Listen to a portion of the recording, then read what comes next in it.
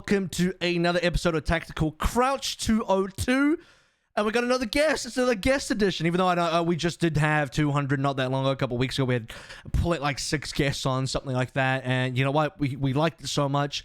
We're going to do another guest episode. Yiska's not here this week, so we brought on the one and only, the best Halo pro there is, DusttinBowerman.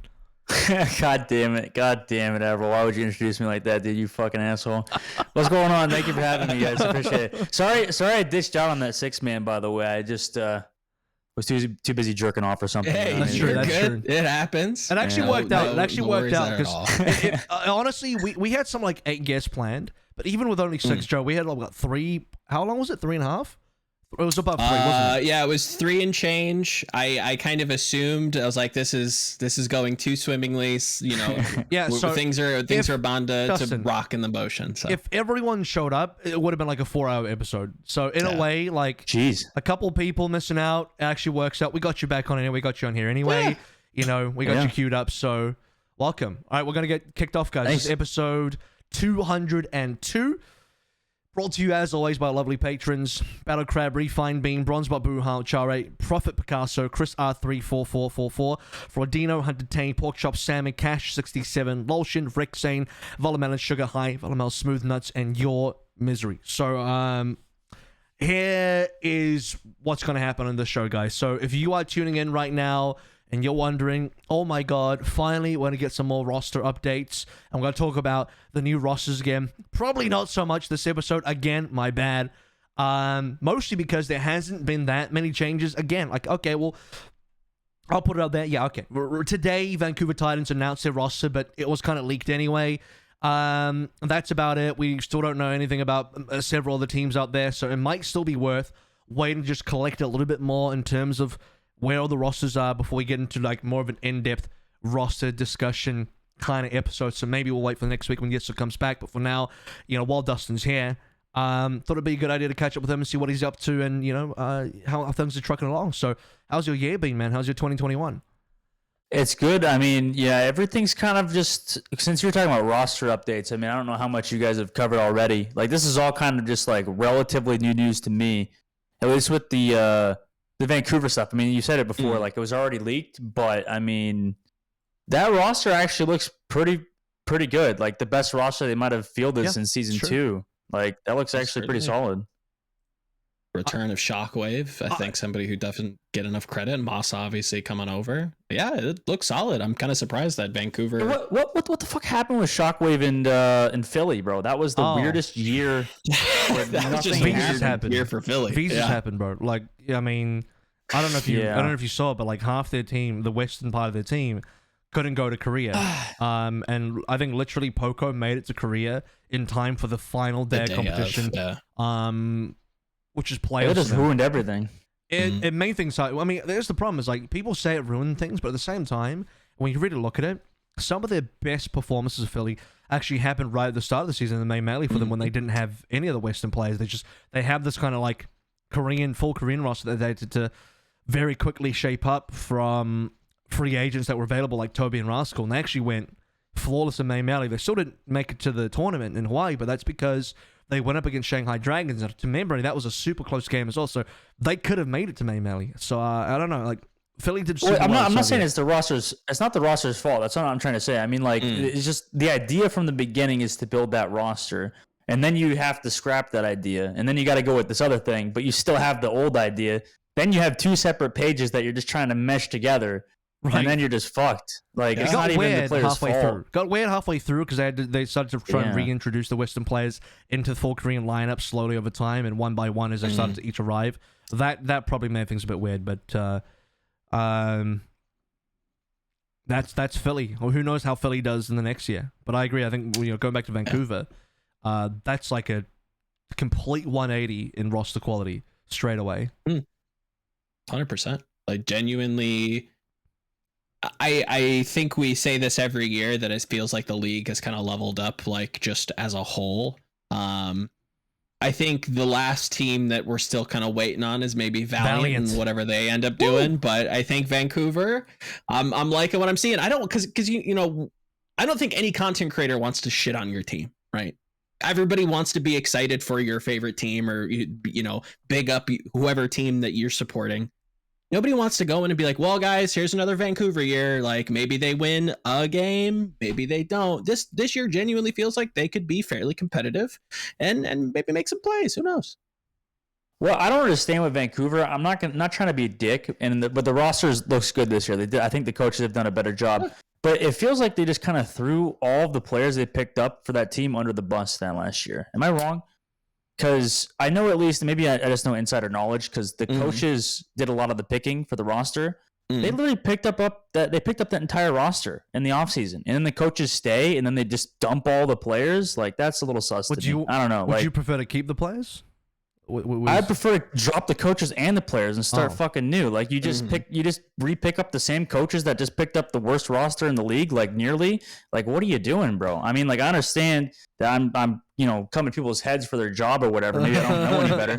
But, like, it feels like some of these general managers of these and people that pick up players just don't know what the fuck they're doing, and it's just like, I don't know. They get a good interview with the dude. I mean, I don't know. So does it not sit right with you if they pick up a new roster that on paper looks pretty damn good, but the coach's stand is probably you're probably not too satisfied? It doesn't sit right with me that they threw all of their players under the bus, but they didn't kick the coaches. You know what I mean? Right. Like, those coaches picked up those players, and then you're dropping those players after they just like didn't have a great season. I don't know. Like, I mean, they picked up a new great roster, but if the coaches don't do well this year, they should be dropped. If Vancouver Titans doesn't get at least top half of the league, get rid of them. Like, they're just fucking ass. Do you think this is a top half roster? Like, if you had to really look at it, is this a top 10 or a bottom 10 roster? Because I like it, but I can't still help but say that I might still. I'm tempted to still have them in my bottom 10. Do you have them in your top 10? Should better be top 10. I don't have them in my top 10, but okay. I mean, they should be. If they're not, they're failures. Like, I don't know what to say. Like, if you're not top 10, what are you doing? Like, you're not trying to win.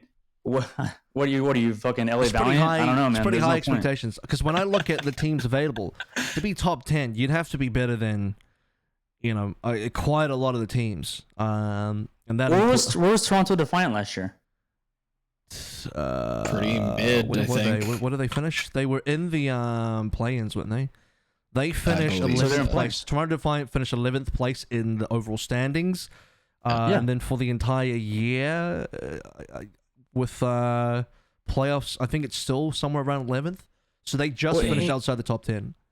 And guess who carried them there? Aspire was fucking insane. I don't know how many more, like, I don't know how he was, like, only picked up by Toronto this year. Do you think other teams, or not Toronto, Vancouver. Like, it's so strange that no other teams would, like, offer him, right? Or do you think they have? Do you think he got more offers besides Vancouver? It is bizarre, because there are some more Western teams. That means he picked Vancouver, if that's the case. But I don't know who else could have offered him if they did. It just feels like he was just criminally underrated, because he was, like, besides, I don't know, you could say Kai, you could say Kevster. Like, there's not really many Western DPS that are actually good. You know what I mean? And it felt like the only reason he didn't play for Toronto Defiant was because of their team being mostly Korean, and they didn't want to play with them, probably. Just didn't, like, feel right or something, or nepotism or something. You know what I mean? Okay, kept them out of the Discord. Well, I mean, that's... Who is that? Logix? Yeah, something like that. Yeah, they had like a big like splintering of the team. That's just sus, bro. That whole thing is just weird. I don't know. Bizarre. All right. I mean, top 10 is top 10. You're on the same side of the page as like. Honest. Think about it this way, bro. I mean, the game's 5v5 now. Yeah. You know, you have one less bottom fragging tank player to worry about. You know what I mean? Now you have actually good tank players. Less dead weights in your team is what you're saying. Think about it this way: the worst players in the league are all tank players, right? Am I wrong or am I right? Aren't the worst players in the league tank players? Think about it. Think about it. Think about every player in the Overwatch League and who's the weakest role? Who's the least stacked role in the league? Main tanks, right? Yeah, pretty much. Am I right or am I wrong? Shallow. It's pretty shallow. There's always those big holes where it's like, well, this guy can't play Orisa, whereas DPS is like, you got to play like 12 different heroes. It's like, yeah, I mean, maybe it is tank. Maybe it is tank. You got all of these fucking tanks now. Tank, you have so many. Though, probably. Yeah, I know. Definitely not off tank. But now everybody has to play the same role. You know what I'm saying? Okay. So it just feels like you don't have to carry a shit can that may not be good at the game. You know what I mean? Now you can actually carry as a DPS player 5 versus 5. People die faster. Oh, certainly, yeah. You know what I mean? It's a different game.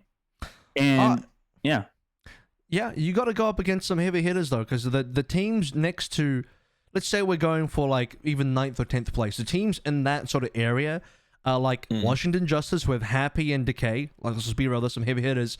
You got Dante and Pelican on Houston. Seoul still have Profits, and that's like 3 teams right there. We haven't even started touching up on, like, you start to move into the San Francisco, Rain, Gladiators, Chengdu, Dallas, Shanghai area after that, and you don't even need to get me started, because we're talking about some ridiculous players once we get into that area. Even Atlanta, which, you know, we'll talk about in a second here. So I think top 10 is still like a challenge for a team like this. And you can go back to the coaching as well. Like, if the coaching isn't there, and this is where, like, you had something to say about the coaching, right? The coaching, if it's not good enough, might not be able to take them to a top 10. True. Yeah, they might not be able to. Or, like, it seems like coaching is so strange in Overwatch specifically, just because, I mean, we don't have to delve into this topic so much, but it just feels like coaching is really weird, because Overwatch is there's so many maps in the pool, first of all, and then second of all, it's so situational. Like, it's so situational, you can only really figure out, like, certain rotations. Yeah. But then you're against certain compositions, and the compositions change every week. It's just like you can't really prepare that much. So the coaches don't actually do all that much. You know what I mean? You've actually fired up a little bit of a spark in my brain, because we've had some long ass discussions about coaching in the past on the show. Were you here when the whole community? I don't know if you were paying attention, but like there was a whole debacle going on in the community where certain players or certain potential coaches were moving around, and people were like, "Oh, well, why would they get this person? This is so weird. This person can't be a good coach," and blah, blah, blah, blah, blah. And there was the whole, Gumba came in, and people, not people, there was some specific people, especially in the tier 2, who were like, oh, they didn't give a fair shot to the tier 2 coaches, and then McGravy got put on Mayhem as well as the assistant coach, and people were like, oh, why would you pick McGravy? He doesn't even like in the game, and all this kind of BS, and people somehow equating his playing career to somehow being related to his ability as a coach. And then, Toby was announced as head coach of Seoul, and people were like, oh, why would you let Toby be the head coach of Seoul straight away, and all this kind of BS. But in my mind, it's always been, how the fuck does anyone know what, how the coaches come from nowhere in the first place? It's like, the coaches come from nowhere in the first place. Exactly. So it's like, I just had a real problem with the community sentiment about, like, where in their minds, like, my biggest question to them would always be like, well, how do you know what makes a good coach? Like, you guys, all the Andys and all the little Timmys on Reddit, what in your mind do you think makes a good coach? Because I'm willing to bet they're all fucking wrong. None of them have any clue what actually makes a good coach. And the only people I trust to talk about coaching are people that have A, either been coaches, or B, played in teams where they've worked with coaches and actually have a full understanding of, like, what coaches bring to the table and what good coaching looks like.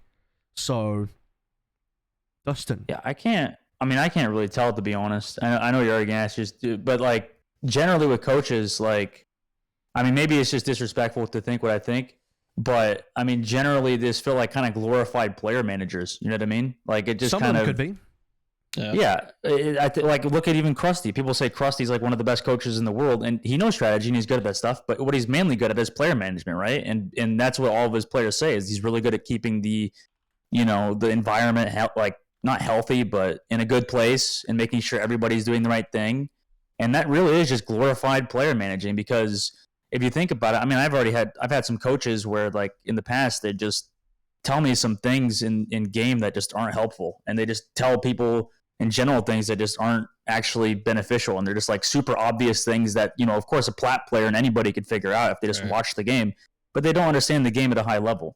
And at the high level, it's, like I said, very situational, and there's really only so much you can cover in so much time, because there's so much going through your head. You know what I mean? There's so much shit going on in the game that really you can only coach on the obvious things that the player already knows about. I don't know. I mean, what are you gonna? Yeah, but I don't know. There would be coaches that exist that have a wealth of knowledge that exceed what probably a lot of players have, especially if they're coaches that have been around for a long time. Like, very heavy strategic coaches.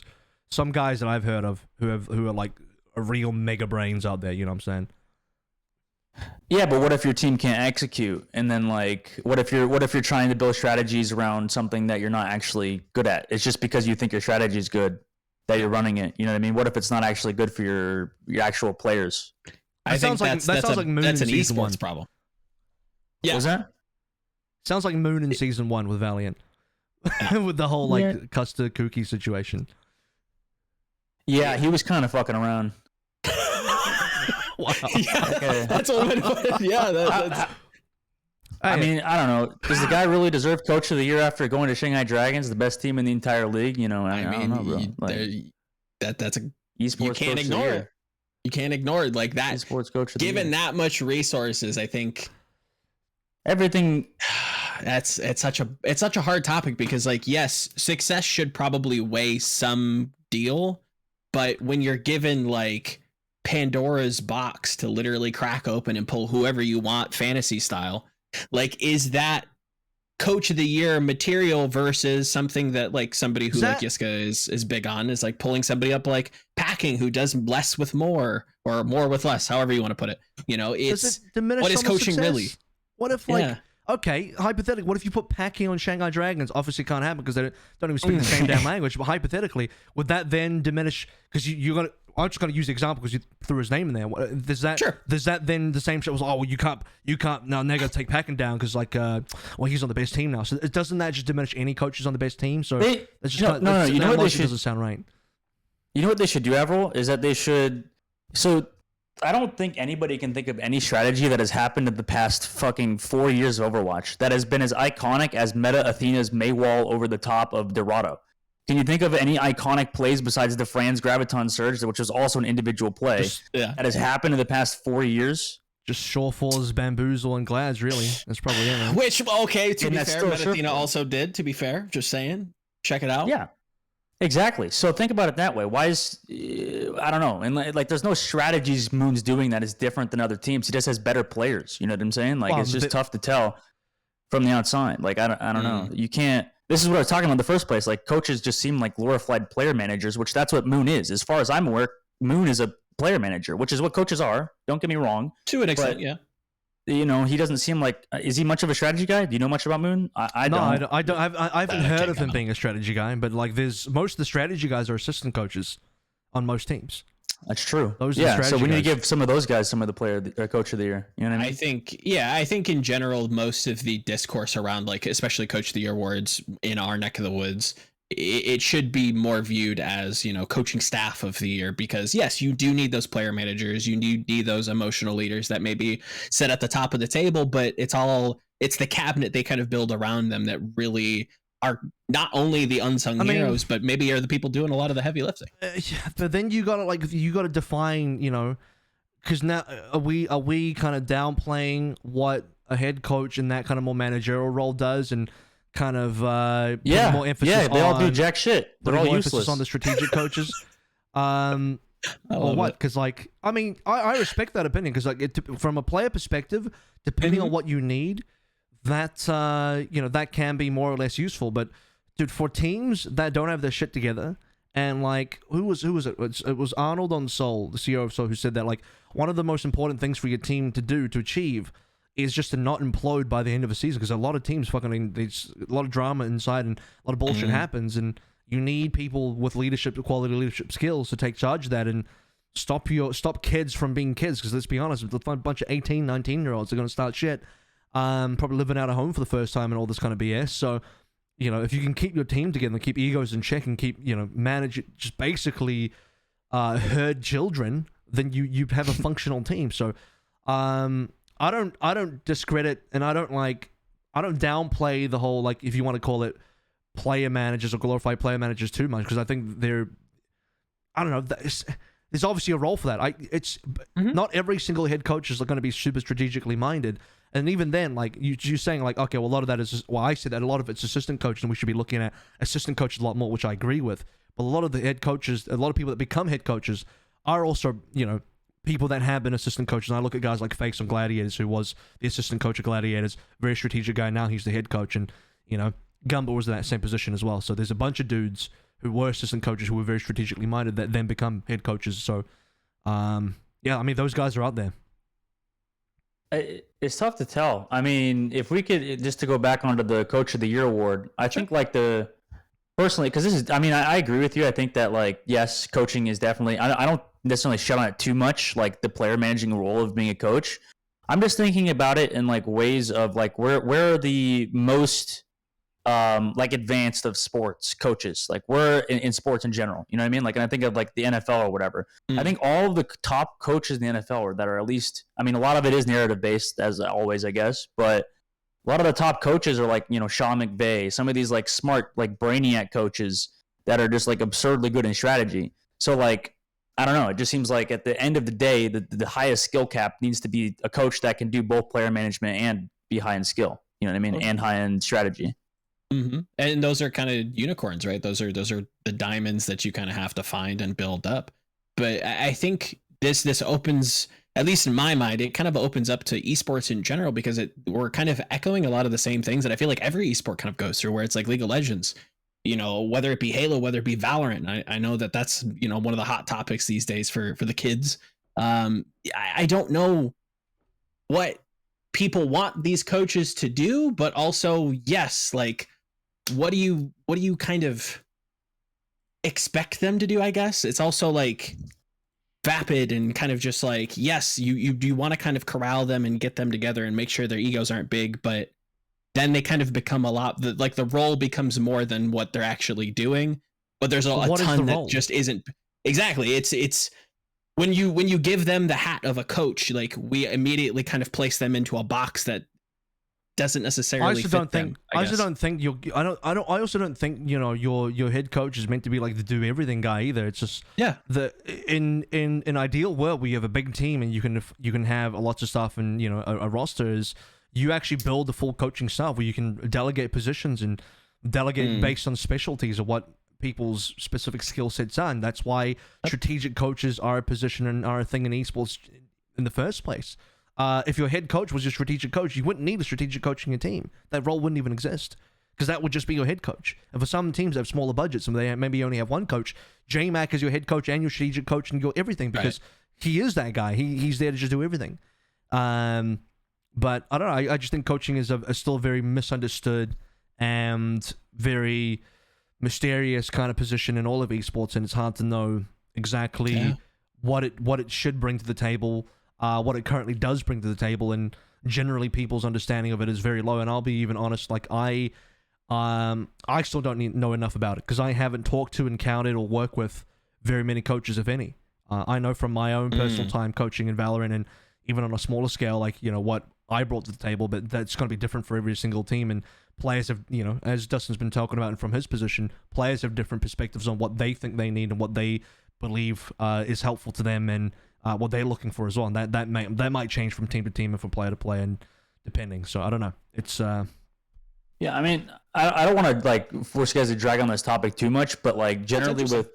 Yeah, it is interesting because in Overwatch, like I said before, I mean, this kind of goes back to what I was saying. It's like all very situational and individual at the same time. You know what I'm saying? Like, if like for some reason, this is what the players have deduced at the end of the day. I mean, I could be wrong about this, but if you're looking at a player and the only real analytics that we have are just for like certain, you know, damage done per 10 or like I don't know, accuracy or ult build time and stuff like that. Those are really the only statistics we have. And then like on top of that, for tank players, you're kind of going based on that same statistic too.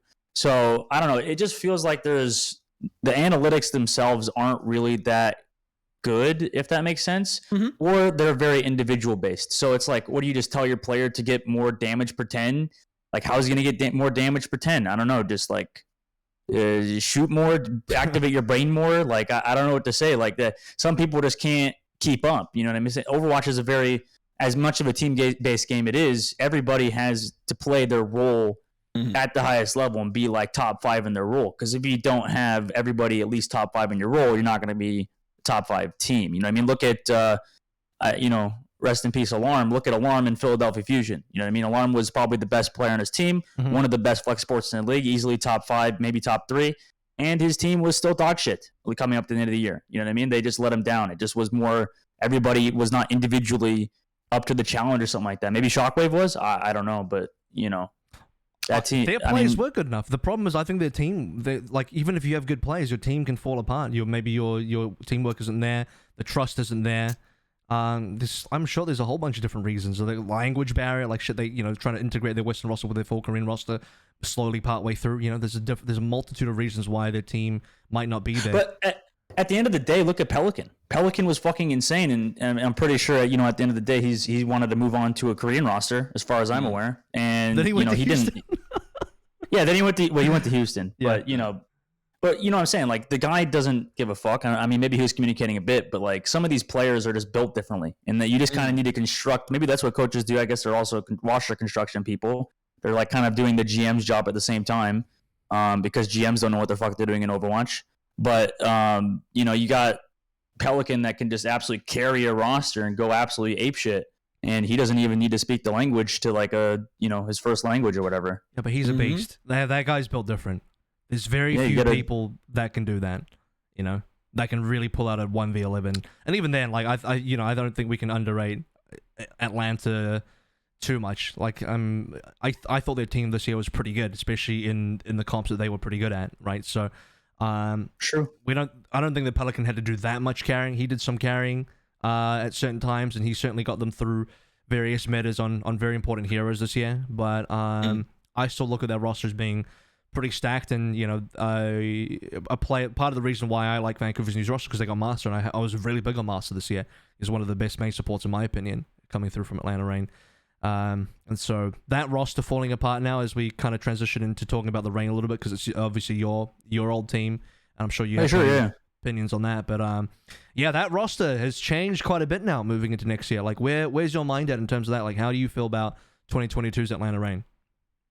So let's see who's entirely on Atlanta this year. So it's Gator, Hawk, Kai, Nero, Venom, Ultraviolet, OG, and then it's Brad, and then Legit and Danny are still assistant coaches. Legit's a manager now, and Danny's been promoted from analyst to assistant coach.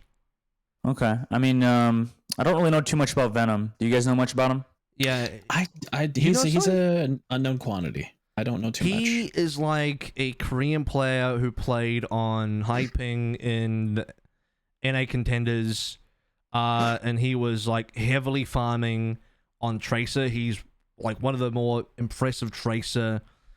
I dare call him a Tracer specialist. It's mainly what he played. It's pretty much what he was known for. He was like a hardcore Tracer farming player on NA Contenders. He did quite well.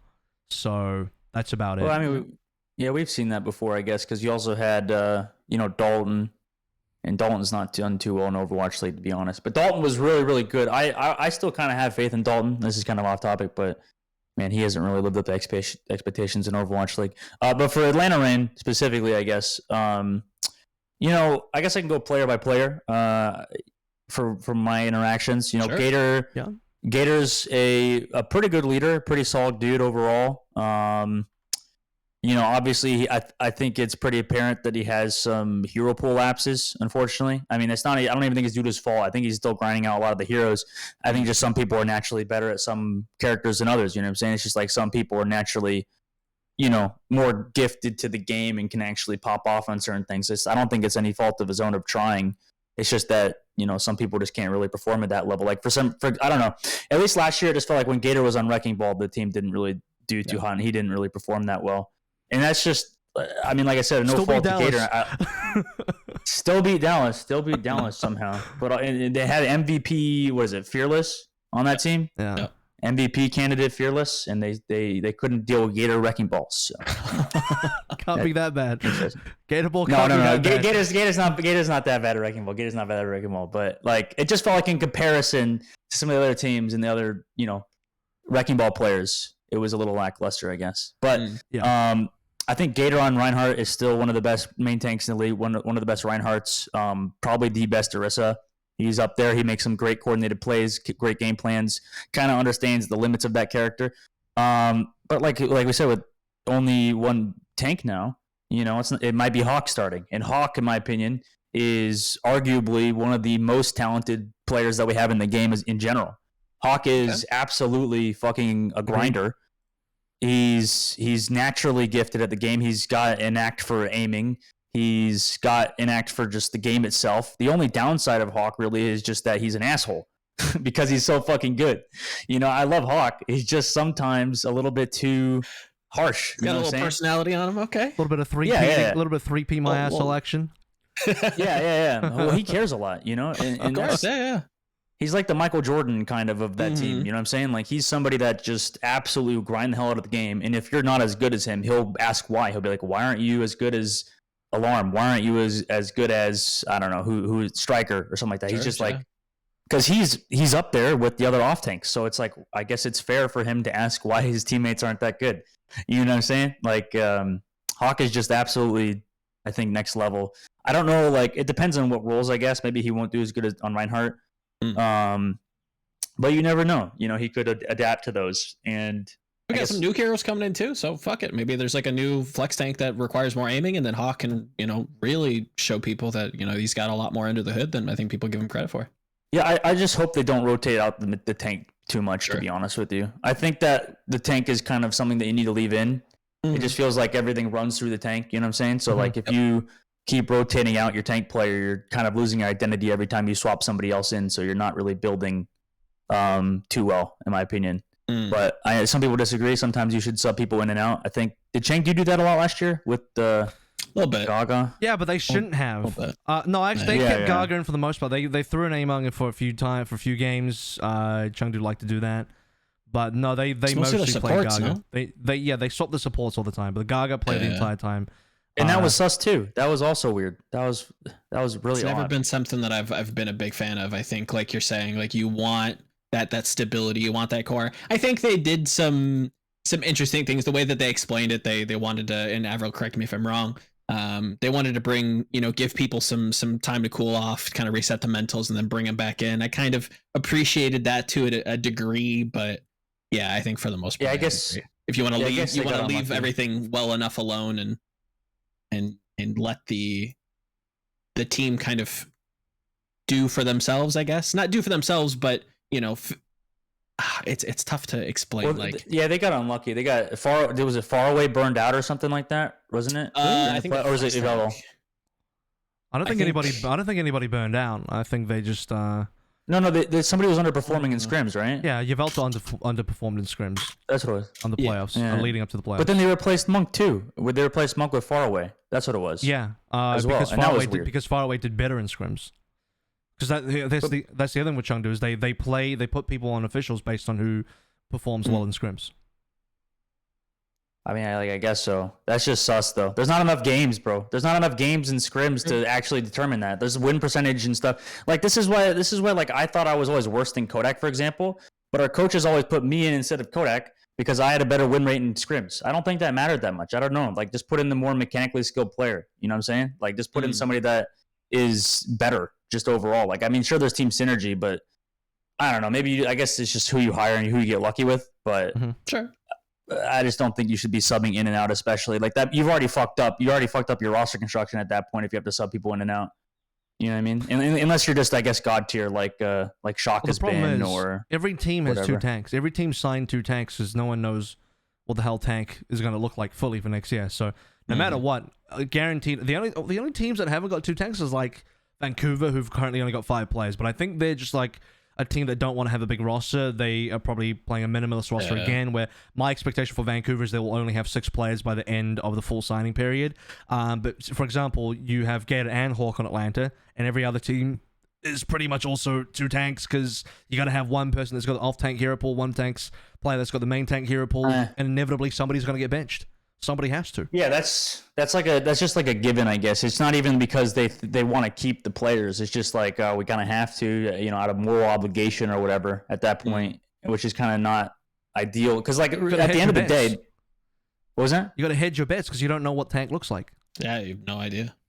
Yeah, it's true. I mean, you might as well sign them if you can afford it. Like, you might as well sign 2 tanks anyways too. Yeah, I guess they're not losing on too much. It's just like, at the end of the day, the tank pool of players is huge now. Like, you have 20 players that are now benched instead of, is it 20 players, right? My brain, I can't do math for some reason.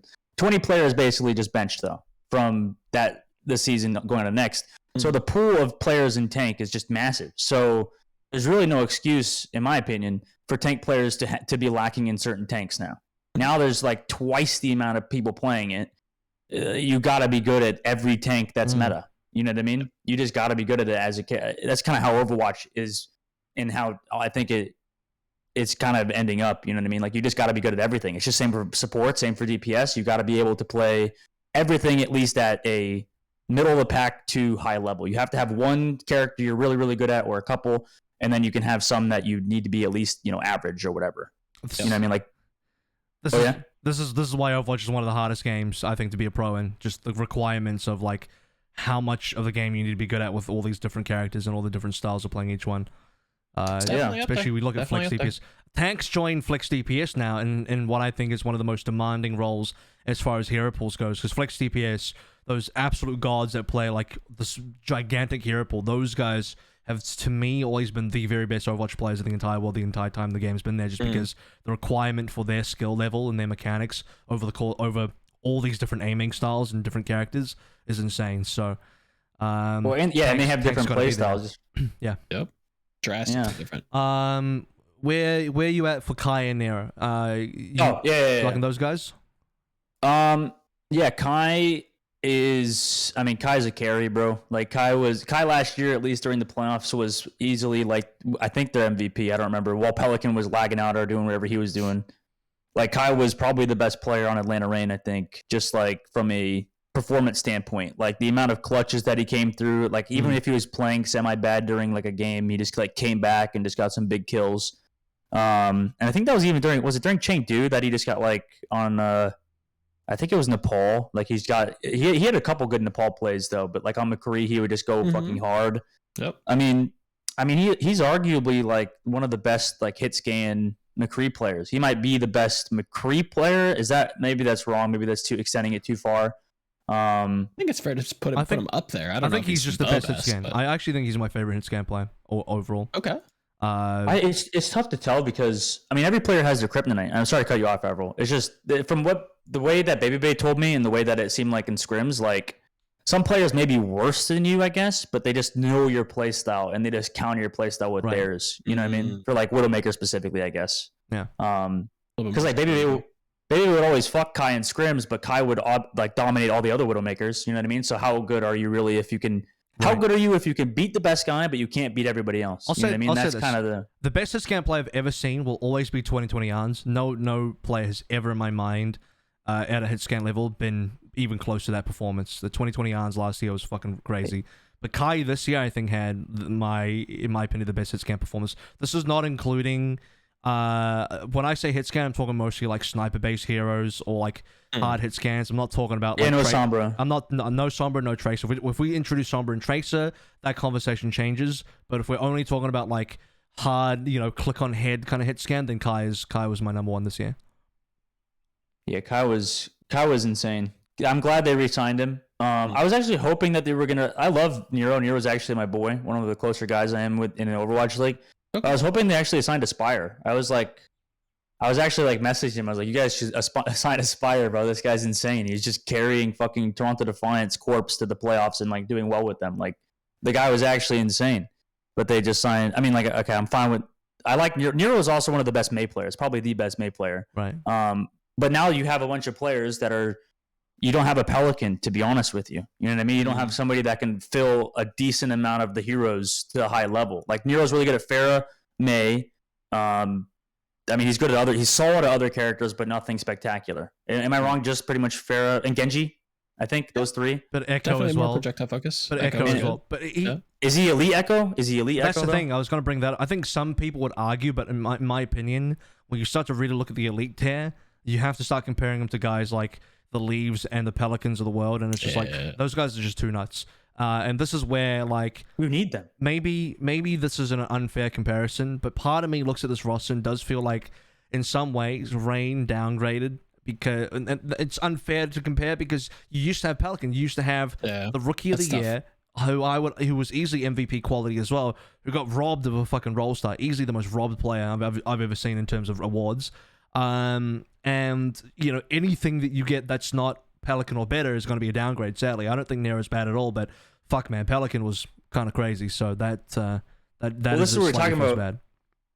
that's what we're talking about. The Overwatch is one of the hardest games. I mean, it's unfair. It is unfair to compare him to, you know, people of old, but like, you kind of need those players, bro. You need those players to win. I mean, Shanghai Dragons had how many of those players to win every spot, dude? Every role. Every spot besides what, maybe flex support or something. I don't know. Even like, then, Izayaki was a monster, dude. Like, you can't even. Izayaki was very good. Yeah, like it's just tough. You need to have every role at a high level, and specifically the DPS players. You need them specifically DPS players need, especially in 5 versus 5 now.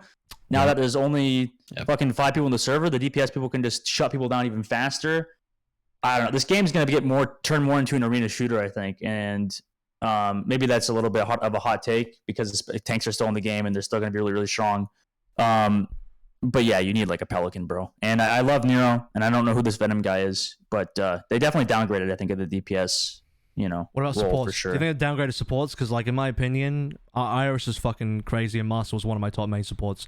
I don't know enough about OG Ultraviolet. I hadn't kept up with the careers. I've seen some clips. Ultraviolet in particular looks fucking cracked, but you know, Iris really set the bar for me in a lot of what Flex Support did. I don't think Iris was my number one, but Iris was he was pretty good. He was very good in my opinion. So, you know, it's tough to say. I mean, I'm kind of outdated with my information on Ultraviolet and OG. But when I was playing and I watched OG when he was underage, I mean, OG was like really, really good stats wise, at least in ranked, and like way better than a lot of other main supports. He was just like, he could play the flex supports well, he could play the main supports well. Okay. And whenever I played against him in rank, I was like, damn, this guy could be a flex support if he wanted to. You know what I mean? Like, he's just got really good aim. That's important. He's got, and he knows how to live as well, which is also equally as important. So I think, you know, I love Masa, but I think that's an upgrade for sure on main support. Flex support though, and like, I don't know, like, I'm not up to date, like I said, on this stuff. And for Ultraviolet, I'm not too sure. But if people are high on him, they are. I just don't know too much about him. I'm not too high on Ultraviolet, I guess, but who knows? He could do well. He's like kind of in my position when I got signed in season 2, where it's just like he's kind of an unknown factor. He's got to prove himself coming into the league this year. He's for sure. literally playing your position, that old flexible position. So, oh yeah, true, that too. Yeah, I like what you said about OG though, because I hadn't seen enough as a gameplay, but I think you are heavily in a position where double flex support could be a thing. And so if you have a main support that can cover both main support and flex support position, because you send this guy as an aimer, then Atlanta have kind of nailed it, because that's exactly what you want. You ideally do not want to sign 3 supports, 2 flex supports, and 1 main support. Really what you want to do is sign just 2 supports that can cover everything in the pool that you need, right? Whether that's 2 flex supports where one of them can cover some main support, or the other way around where it's an OG where that's a main support player but they can cover some flex support if needed. That's kind of what you're looking for. So ideally, Reign don't sign another support player. They got their 7. They like to run a pretty lean roster anyway. They don't like to have too many bench players. I respect that. I think that's a good way to run your team. Overall, you know, I still think it's a good team. It does hurt to not have Pelican, but I'm not disappointed with where this team is going to 2022. Where's your final thought on that? Yeah, I mean, I'm not too disappointed going into 2022. I just I'm a little worried, I guess, just because like this, it really is. Now that the game's 5 versus 5, every player has got to be fucking top tier. I don't know, like every player's got to be top tier. Like last year, I think everybody thought that some of Atlanta's problems whenever they had to run like Brig, like whenever Masa was on Lucio, it was kind of sus. Like he wasn't that good at Brig, and I don't know if he doesn't have the patience to play it or the practice or the play style for it. Also, whenever they had to play like Baptiste, Zenyatta, or something like that, also kind of sus with Masa. Now I guess you got OG, and OG should be able to play those, but you never know. Like he might not have the leadership, he might not have the communication, he might not have the intangibles that Masa brought. But yeah, I mean, I think they're maybe top 10 team, at least maybe top 50%. Maybe, I mean, they just ended second place. Yeah, kind of doing their own thing too. Like they stuck to that kind of bunkery style, like you said, kind of trying to play what it felt like, or at least narratively. It felt like they were trying to play into what Gator was like, you know, prominent at, giving him the Rhine, giving them the Orisa, getting in close, kind of staying in that death ball. Like, again, this is a team. Atlanta is a team that is stylistic as they come. They did their thing, their way, got silver. I think coming into 2022, they're a team that's going to get creative with it. I think they're going to find their niche style, whether that be playing off of halts, whether that be doing some weird double fire strike bullshit, doing some like weird drifting with Ryan, who knows, whatever that is. I think Atlanta's a team to be kind of excited for. Maybe not necessarily because they have upgraded so many players and we're so excited to see OG and Ultraviolet, which maybe some of the NA Contenders fans might be. But I think this is a team that you can kind of look to, like we were talking about with Meta Athena, and going, okay, like, what's Atlanta going to do? Kind of like almost like a Chengdu style, but in the West. Yeah, maybe. Yeah. And I think that, to add on to that, I think this is going to end up where I could just kind of predict what's going to happen a little bit with the team, to be honest. Like, it just seems, I think like Hawk will probably be like the more mechanically skilled main tank player, but the team will probably play better around Gator. You know what I mean? It's just like, yeah, it just might be one of those things. Just like people more happy playing with certain players and people like playing with Gator, to be honest. So it's tough. But yeah, I mean, I guess overall recap, you're right. Like, they could be in like a Chengdu. They could have upset potential. They could be easily a top tier contender for sure. I think they should be. To see them. I got them in my top 10. I would have to say I don't have like an actual 1 to 20 yet, but like just in terms of my thinking of like, well, what I think is decent so far on paper. It's looking like it should be a top 10 for me. The only question is there. Well, they did lose Hunter, but I know Danny did a lot of work this year as well. So hopefully he'll be able to step into some pretty big shoes. Atlanta's side though, and this is a different game, man. This is where, and that's the other thing. Is a different game. I've baited the entire audience with saying we weren't really going to talk too much about rosters. We talked a little bit. We talked about Vancouver's roster. We talked about Atlanta's roster. We were always going to talk about Atlanta's roster, to be fair.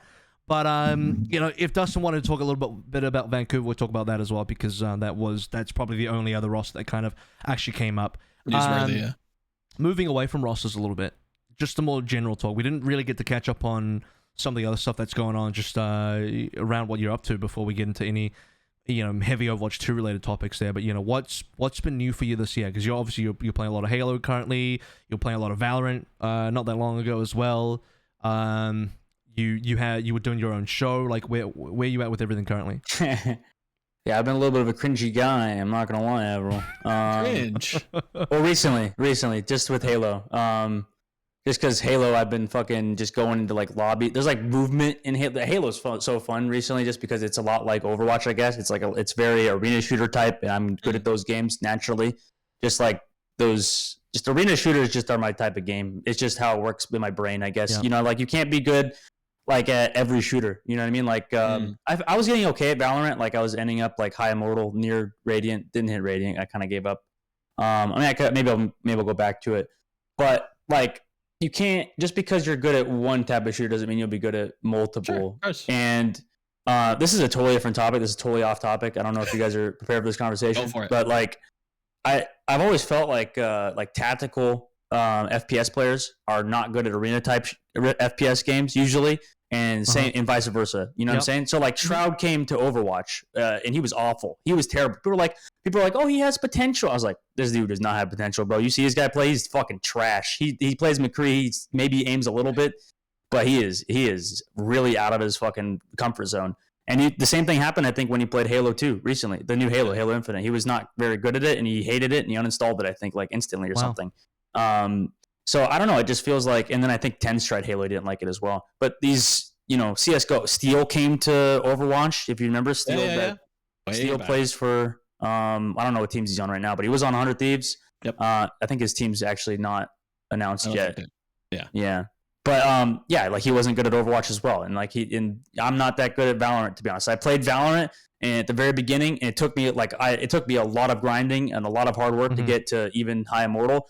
And I played at the beginning during the beta with fucking Baby Bay, and he's like, "Bro, you're not good at these type of games, dude. You should stop. Don't play these, dude. You're not good at these type of games." Because he used to play Crossfire. He was big in Crossfire back in the day. Yeah, he was really good at Crossfire. He got banned in Counter-Strike, but he was actually good at Counter-Strike before he got banned for cheating in the tournament. Yeah. But I don't know. We were talking about my last year or whatever. Kind of crazy. Yeah, to kind of go back on that, I guess.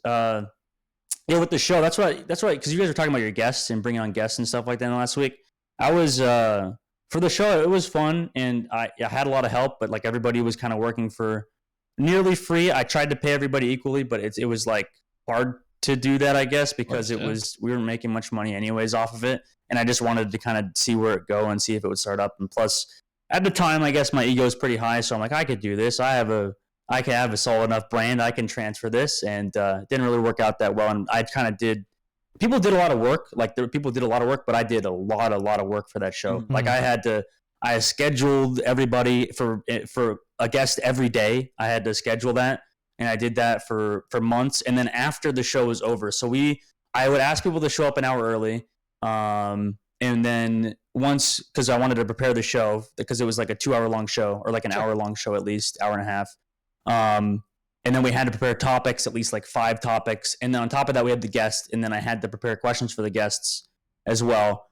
And then after that, I had to edit at least 5 different videos in my mind. I had to at least make 5 different clips that were at least 10 minutes long. So I had to make sure during the show that we had 10-minute clips that I could post 5. This is kind of a lot of extra behind the scenes shit, but I had to post like 5 clips a day, every week. And then it started to like get better and better, but it was not going as fast as I would have liked it, I guess. Yeah. So I wanted to kind of go in a different direction. What were some of the lessons that you kind of took from it? Because it was definitely not your average esports talk show, let's say, right? It was definitely something a little different, kind of bringing people in, kind of being that, dare I say, boisterous, kind of loud personality that you kind of like dial it up to 100. That it's exciting, right? But so what were some of the things that you kind of took from it? That the biggest takeaway was I learned a lot of how to speak a little bit better, maybe. Okay. But second, the biggest thing is I just realized how fucking shitty and scummy news reporting is, dude. Jesus fuck, I'd never want to cover news again, I don't think, unless it's something like I want to, because like even covering the Sinatra shit, even covering I don't know, people fucking dying, people being freaking I don't know, I don't want to say the R word, but like sure. Bad people, bad shit, and you're pretty much profiting off of that, kind of like, it's feels not gross. Like maybe not direct, it just feels gross. Like it's just like, then I go and watch the fucking news and I'm like, damn dude, these people are covering people fucking dying daily, and I'm like, you guys are fucking sick. I don't know. Like I feel so bad doing that. Does it feel a little bit like, I don't know, like you're contributing to drama a little bit if you're covering stuff like that, a little bit, a little bit that kind of feeling? Yeah. Going on?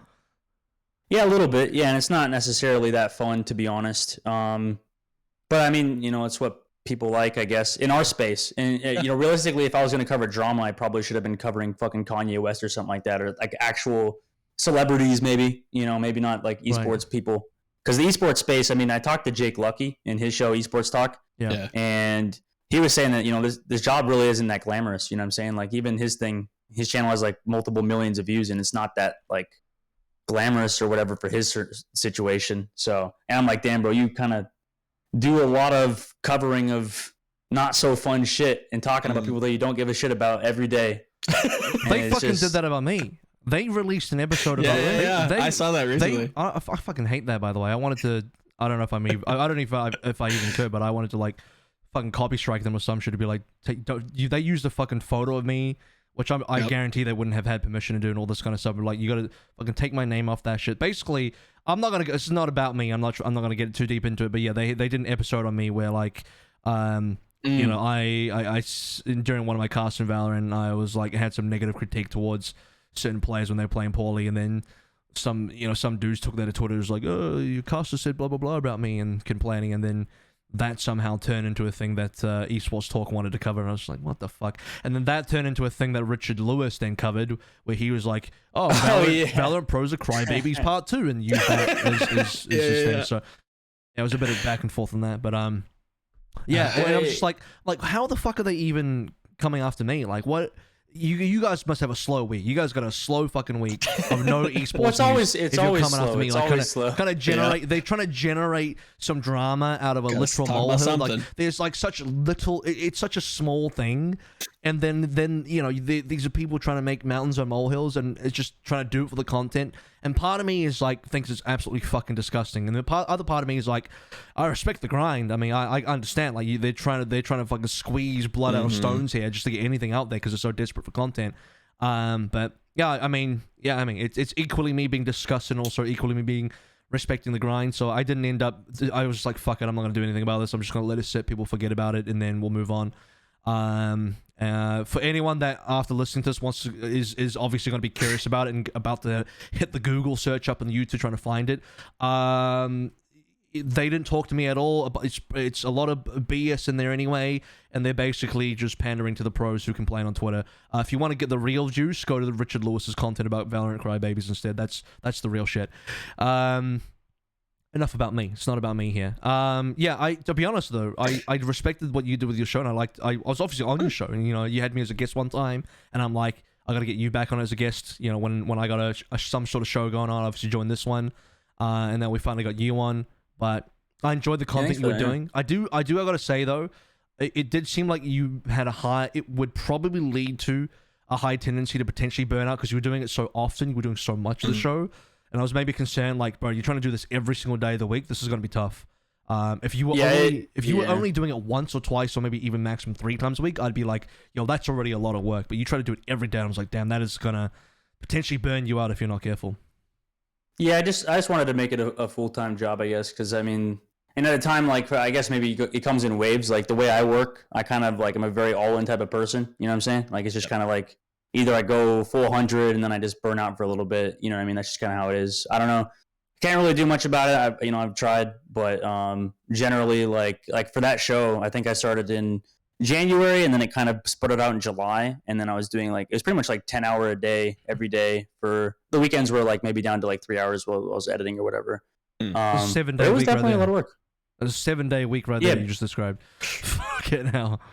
Well, that's why we had to take a week off every now and again. But and like I said, I mean, when you cover esports, you're really just like trying to squeeze like stones or whatever. Is that the saying? Squeeze stones. Squeeze blood out of stones. Squeeze blood out of stones. Yeah, it's not exactly. It was fucking hard because like you don't have many news sources. There's just not enough reporting. There's not enough interest. There's not enough whatever. In esports, like if you compare it to the NBA or whatever, like you just have the most pettiest of petty drama that is just posted there every day. And it just works because everybody wants to talk about it because it's easy to talk about. I don't know. You have something to talk about. At least even if it's shitty, meaningless shit, people care about it, and that's all that fucking matters. People care about Dr. Disrespect. People care about XUC. People care about I think Ninja if he's being toxic. You know, like, you could definitely do it like a solid weekly show or solid like twice a week kind of show where you can go over all that kind of stuff. You'd probably run out of topics quick if you try to do one daily. Just because there just isn't enough going on, especially if you're going to head into the season. I just feel like you won't get to where you want to be as fast as you want to if you do it that way. You know what I'm saying? Like that was the way I looked at it, I guess. Like probably, I really wanted to get there as fast as possible, I guess. Makes sense. Content creation is an interesting one though. Like it's one where like you could spend a long time grinding away, or you can get lucky overnight with one thing blown up. It's a bit of a hit and miss. You don't. For sure. No one's got the blueprint on it, unfortunately. So, I don't know. I think it's one of those things you have to be like in it for the long grind. That's for sure. So full respect to anybody on that grind, 100%. Oh, for sure. So what's next, man? So you're just having fun streaming and playing games for now, or what? Oh yeah, I mean Halo right now has been really fun. I think I'm gonna make some content about Halo. I don't know. I'm just we got some ideas. I got some new content stuff. I got a green screen. I got the little Elgato one. I don't know if you're using that. I got that one. I got some lights. Just because that one was cheap. It was like $300. A good green screen setup costs like $5,000 or something. I'm not paying $5,000 for a freaking good green screen setup. Fuck that. You don't do that. Hell no. Yeah. So I'm getting that. I'm gonna I don't know, walk around on the map or some shit. I have some fucking stupid ideas. All right, I try them out. You give them a blow. It seems interesting. I think just from what you've shown publicly, and even with your time in Overwatch League, I think you'd fit in quite nicely with some of the old Halo banter. It's definitely more personality driven. I think console gaming in general in the States is a little bit more loose, let's say. And yeah, I think if you wanted to, I think you could get your foot in the door there. Where do you guys stand on the on keyboard on controllers being skillless? What do you guys think about that? Skillless? Skillless, yeah, man. It's definitely not skillless, but I think it's just like a traditional thing. It's just like that's just how the game was played forever. That's just how things are just going to continue to go. Yeah, I think the keyboard and mouse would be a little bit more interesting to see, but yeah, it's Halo, it's Call of Duty. Dude, it's going to be on a controller. Okay, here's the thing. There's a lot of console esport. There's a lot of console games out there, and games that are just naturally console. When talking about competitive titles here now, console esports that are born out of that, because most of the player base is a console player base anyway. That's why you have your Call of Duties. Halo is 100% in that area as well. Would I like to see potentially some crossplay in the esports, similar to, like, because I don't know if you guys are aware, but Apex Legends has crossplay in their esports. And ALGS, you can play on either, controller or mouse and keyboard in the same lobby. Is there like a dominance either side? Well, no. Is there like, oh my god, like the controllers just like smash everybody? Interestingly enough, it's pretty balanced. There are teams that want to have most teams want to have an equal amount of both controller and mouse keyboard players. Yeah. It's because there's certain advantages for playing controller. There's certain advantages for playing mouse and keyboard in that particular game. I don't know if that exists in other games, but in Apex, that's the truth, and that's something I've been learning as well, because I started getting into casting Apex. I was doing some ALGS, so it's a new game I branched into. Yeah, I just asked that, by the way, because I don't take a side here, but I was saying, like, because I had part of the Halo community now, because I'm trying to break into it, I have to put that I'm a keyboard and mouse player, right? So people come into chat and they're like, they just start shit talking controllers or something like that. You know what I mean? Just because you put your keyboard and mouse player, like, man, these skillless controller players. Is it crossplay, by the way? Is it crossplay, by the way? I think the more used one is crossplay. That's what I'm playing in. I'm top 500 in it right now. Oh shit! Right? In crossplay. Yeah, but it's also. I just don't know. Because the other mode is called the crossplay. Is you can queue with as many people as you want, so you can queue up to 4 like whatever. Queue or whatever. Yeah, and then the other one. There's 2 ranked queues. The other ranked queue is for keyboard and mouse only, and then also controller only, and that's solo queue / duo queue only. Okay. But I don't think people play that one as much, so I'm avoiding that one. So you're top 500 in crossplay? In crossplay, yeah. So I play against controller players. I do get shit on. I do get fucking shit on. But I also have moments, too, where it's not that bad. So, I can't tell. Like, that's what I was talking about. Like, I didn't play too much Apex, and I know controller players or keyboard and mouse players can play controller players in Apex. It's kind of the same. I'm not going to complain about it because it's just how it is. But there's like some balanced things. I think the devs made it so if you crack the shield, this is a little bit tough, like more in depth with Halo specifically. But if you crack the shields of an enemy with a controller, you actually lose your aim assist. And it goes like your dead zone just stays the same or something like that or whatever is what you call it. So I don't know if that necessarily is that helpful, to be honest, because I still get fucking bum fucked by controller players in close range. But long range I have a chance, and if I don't know, you can still out movement people. There's a lot of crazy movement mechanics and stuff that's cool. I have heard that controller is better for close range combat and worse for long range combat, or medium to long range. Because medium to long range, your mouse you can get real precise with the small movements, but in close range, that aim assist kicks in a little bit, harder, and you can sort of be able to more easily track plays. This is just what I hear from people in the Apex circuit. I don't know if this is true for Halo, but that's why people have the controller meta in Apex, because of close range battles.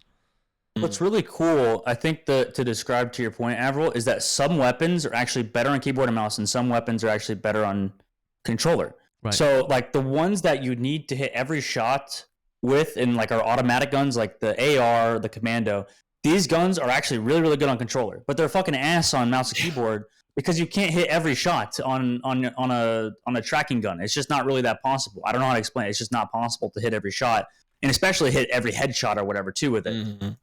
So yeah, that like those guns aren't as good, but the shotguns are actually kind of better on mouse and keyboard, because all you need to kill a controller player is just one shot in a melee or whatever, and you can be kind of precise, and you can I don't know, jump around them. You can do stupid shit around a controller player to confuse them or something to kill them and to get a one shot as well. So some of the shotguns are better. Like the Bulldog, I don't think is that good for controller players, but it's actually pretty good for mouse and keyboard players. And the Sniper also, for example, is good for mouse and keyboard players.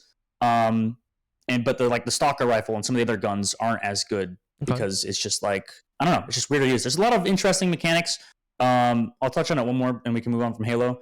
But the movement in the game is fucking awesome, just because there's this thing that I like to call power sliding. It's not really coined yet by anybody. Where in other games, I'm sure they've had it too in other Halos. Yeah. You basically just jump down, you get like a massive speed boost, you can go crazy, and you can confuse controller players. It's kind of cool. I don't know. That's pretty much it. DusttinBowerman's trademarked power sliding. This tech. Sure. Coined it. But if a pro comes with a better term, I'm sure it'll be like Have you paid any attention to HCS, the Halo Championship Series in the esports? I only watched the Optic. What was that? It was the finals. Was it the finals of the qualifiers? Up to Cloud9, I think is when you're talking about. Up to Cloud9. Yeah. Renegade was fucking insane. Pistola was insane. They have a lot of very good, talented players. Pistola's been at it forever. He's been fucking Halo true and through.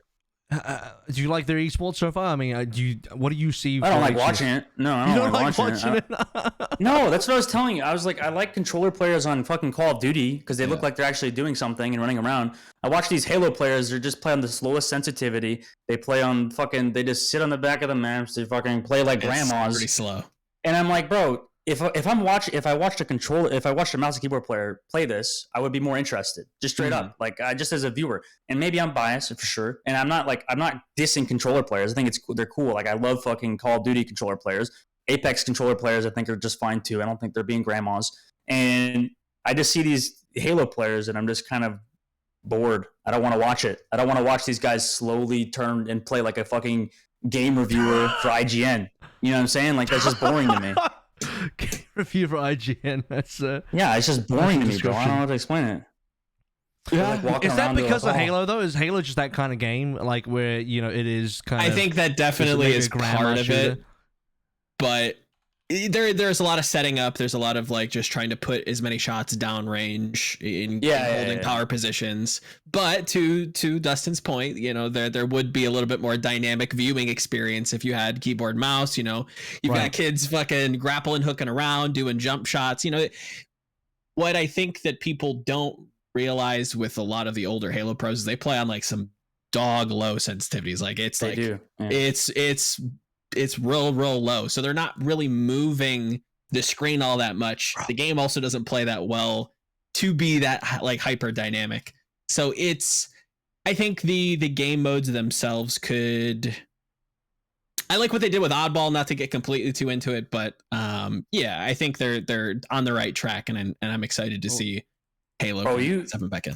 That's what I was talking about. You can get kind of crazy with the Volamel. You can get kind of crazy, bro. Like that's what I was saying. This is where I'm getting my advantage in ranked, is that I fucking just do these power slides like everywhere. Mm-hmm. I just be this cringy fucking dude that nobody else is doing this shit. Even the pro players, they're like, I don't want to do this for every angle, bro. I don't want to do this over here.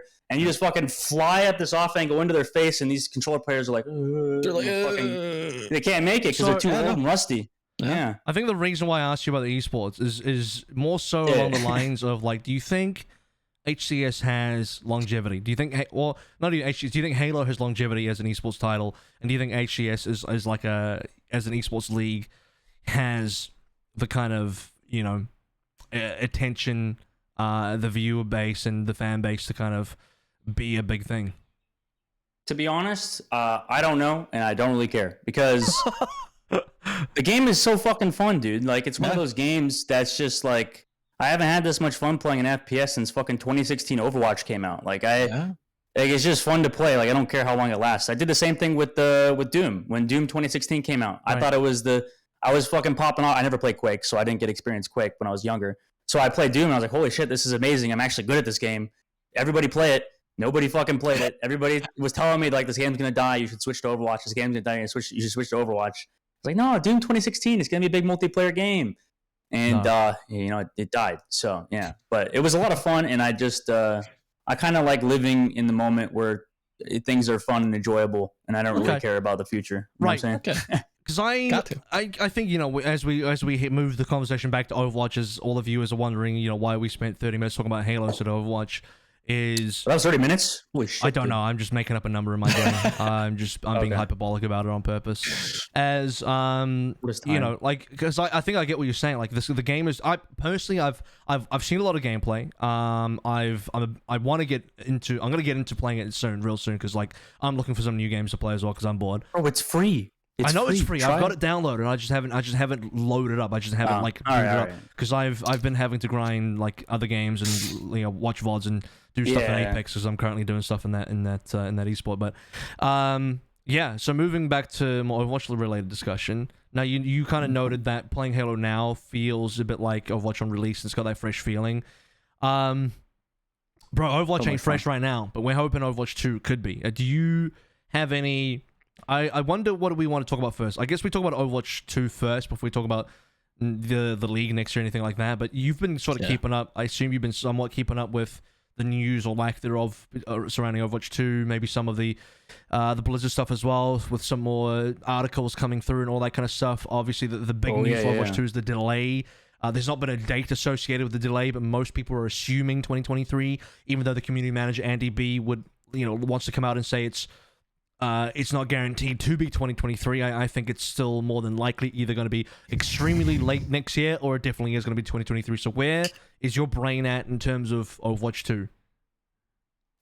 Wow, where's your guys' brain at? It's just, I have a lot of thoughts, but I want to kind of get yours first, and then we can dive into this one properly. This was a real meat and potatoes kind of topic. I don't know. I mean, like, I'm expecting... The way I see it is that, like, in due time, I'm sure Overwatch 2 will be fun enough to make content about, and I'm sure it'll be good enough for at least a year to make some good content about and enjoy. That's my perspective, obviously. But like, I think the game will be good enough to enjoy for a little bit. My only worry is that during the play test, where all the pros tried the game out in 5 versus 5, there was a resounding meh. Yeah. That was the response. Was a resounding meh. Like, that's not good. I'm not gonna lie. Because speculatively, I'm not saying why in terms of, this is what they were really saying or what they really think. Just from my perspective of looking at all that and seeing the responses, I think the game that we have currently in terms of that 5v5 playtest is like, it's bare bones. There's nothing there. You are literally just playing. It feels like you're playing a watered down version of the current 6v6 game, because it's not actually built and put together.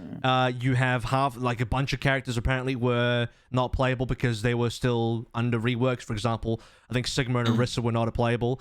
And then you're playing maybe one new map, but even then, like, I think people don't. Who cares about the map content? That's like the lowest in terms of the tiers of content that people care about. Right? Really want new heroes and that kind of stuff. None of the new heroes were in there, obviously, because they don't want to show any of that yet.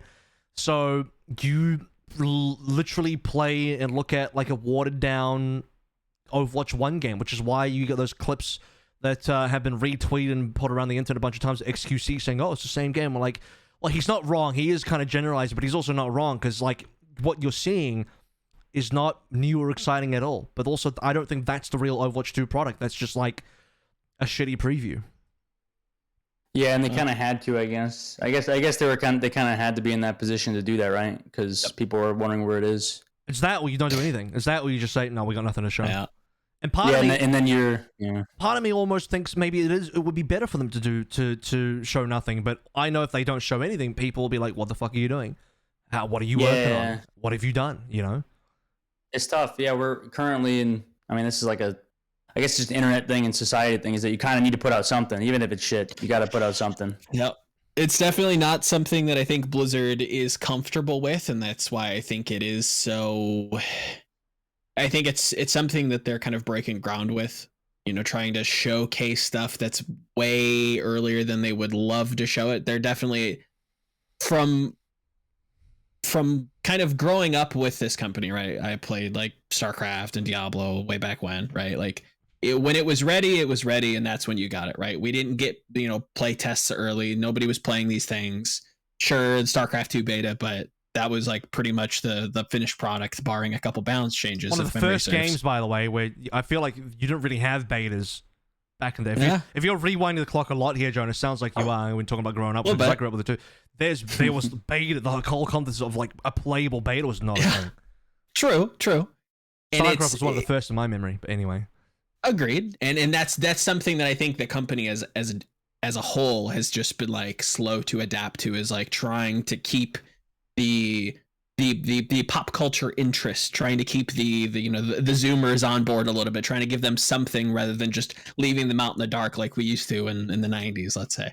And I think that what they showed, like you said, like I have to echo a lot of the same things. Like there's nothing really to it. I think maybe even the play test might have been a mistake, just because it is such like you said, Dustin, it's kind of meh, right? Like it's cool. Bastion has a hat, man. Well, they can't like, show Sombra nothing, looks Joe. kind of interesting. They can't show nothing. Well, you can show, but you don't have to let him play.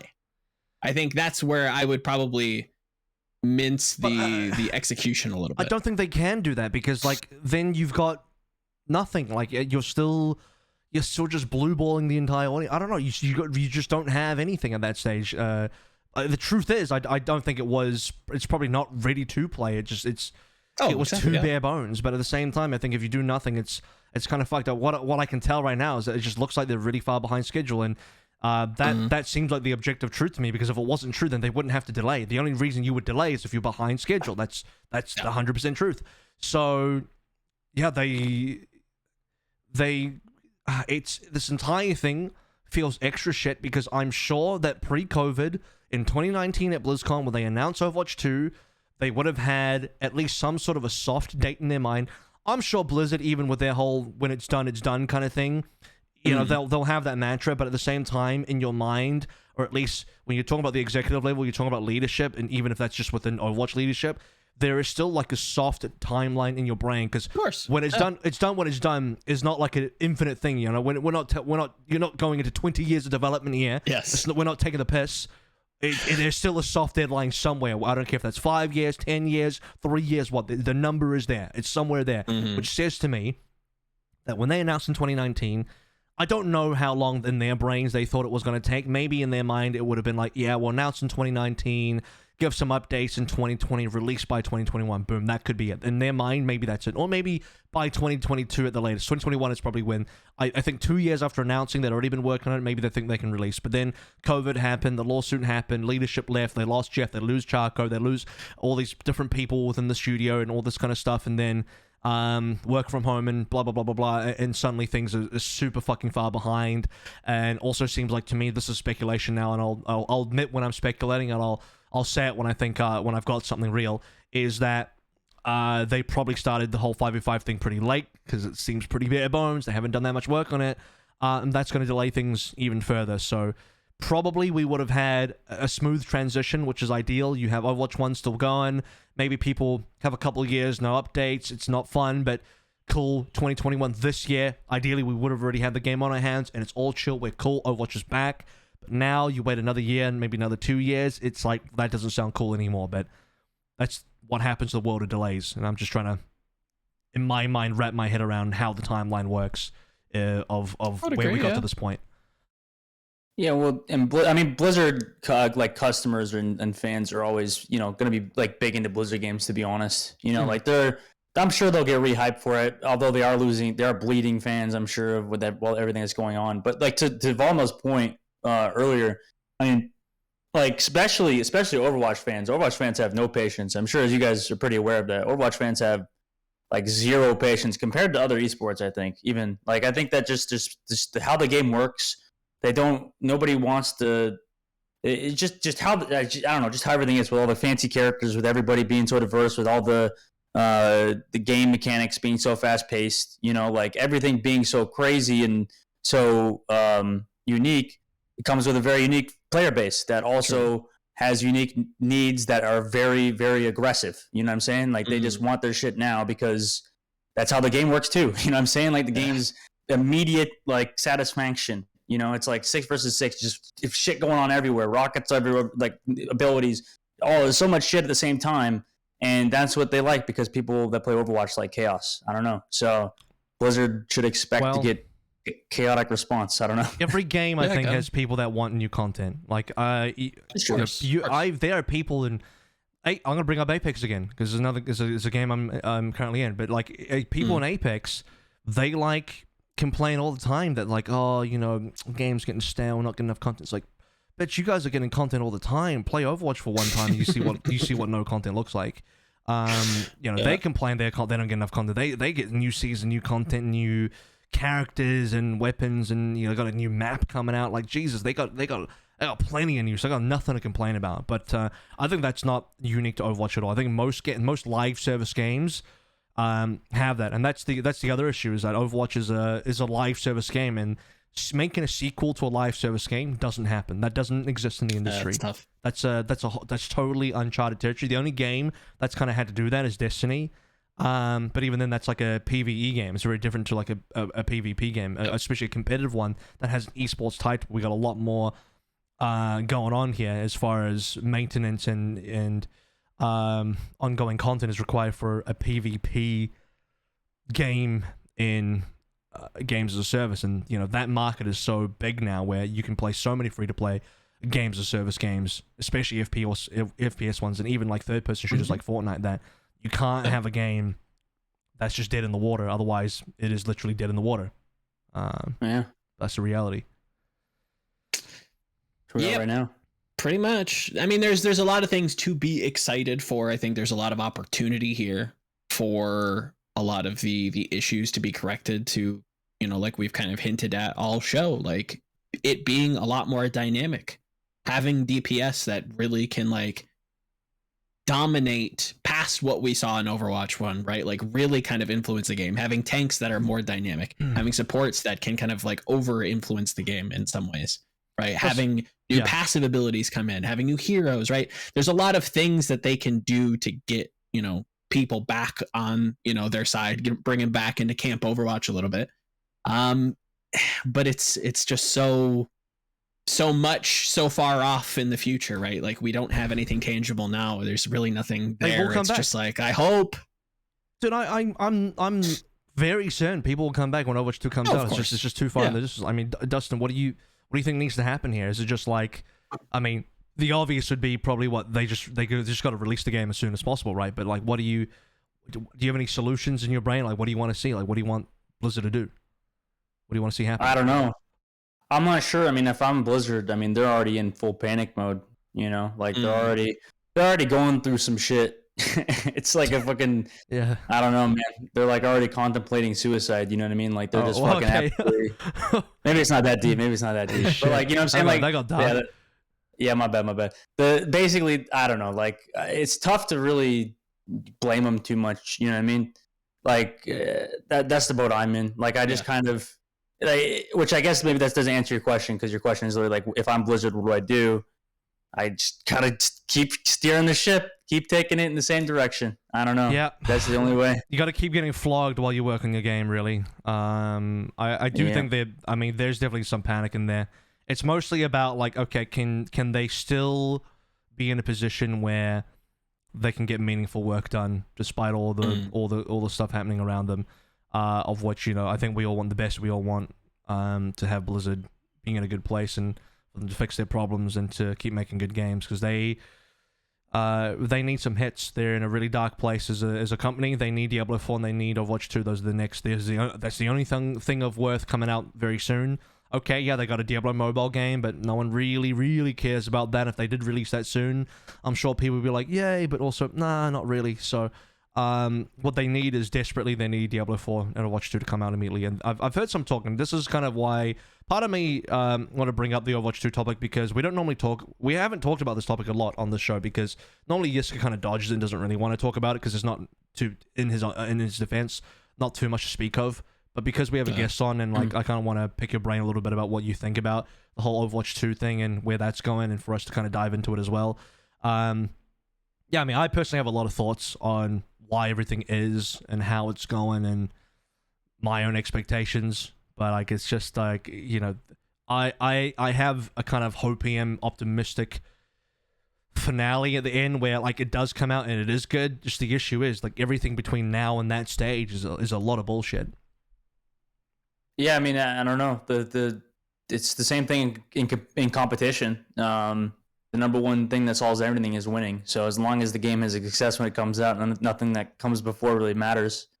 I don't know. That's really about it, right? Except people will drag, the skeletons out of the closet out with the release, and as far as yeah, like there's nothing you could do about that. There's nothing you could do about that. There's not. There's just a lot of PR and a lot of like damage control you can try and do before that. The only thing that I would hope is that when it comes out eventually, whenever that is that people give it a fair shot and not try and, you know, attach all the Overwatch 1 baggage on top of it. Like, you know, give the game a fair shot to be its own thing.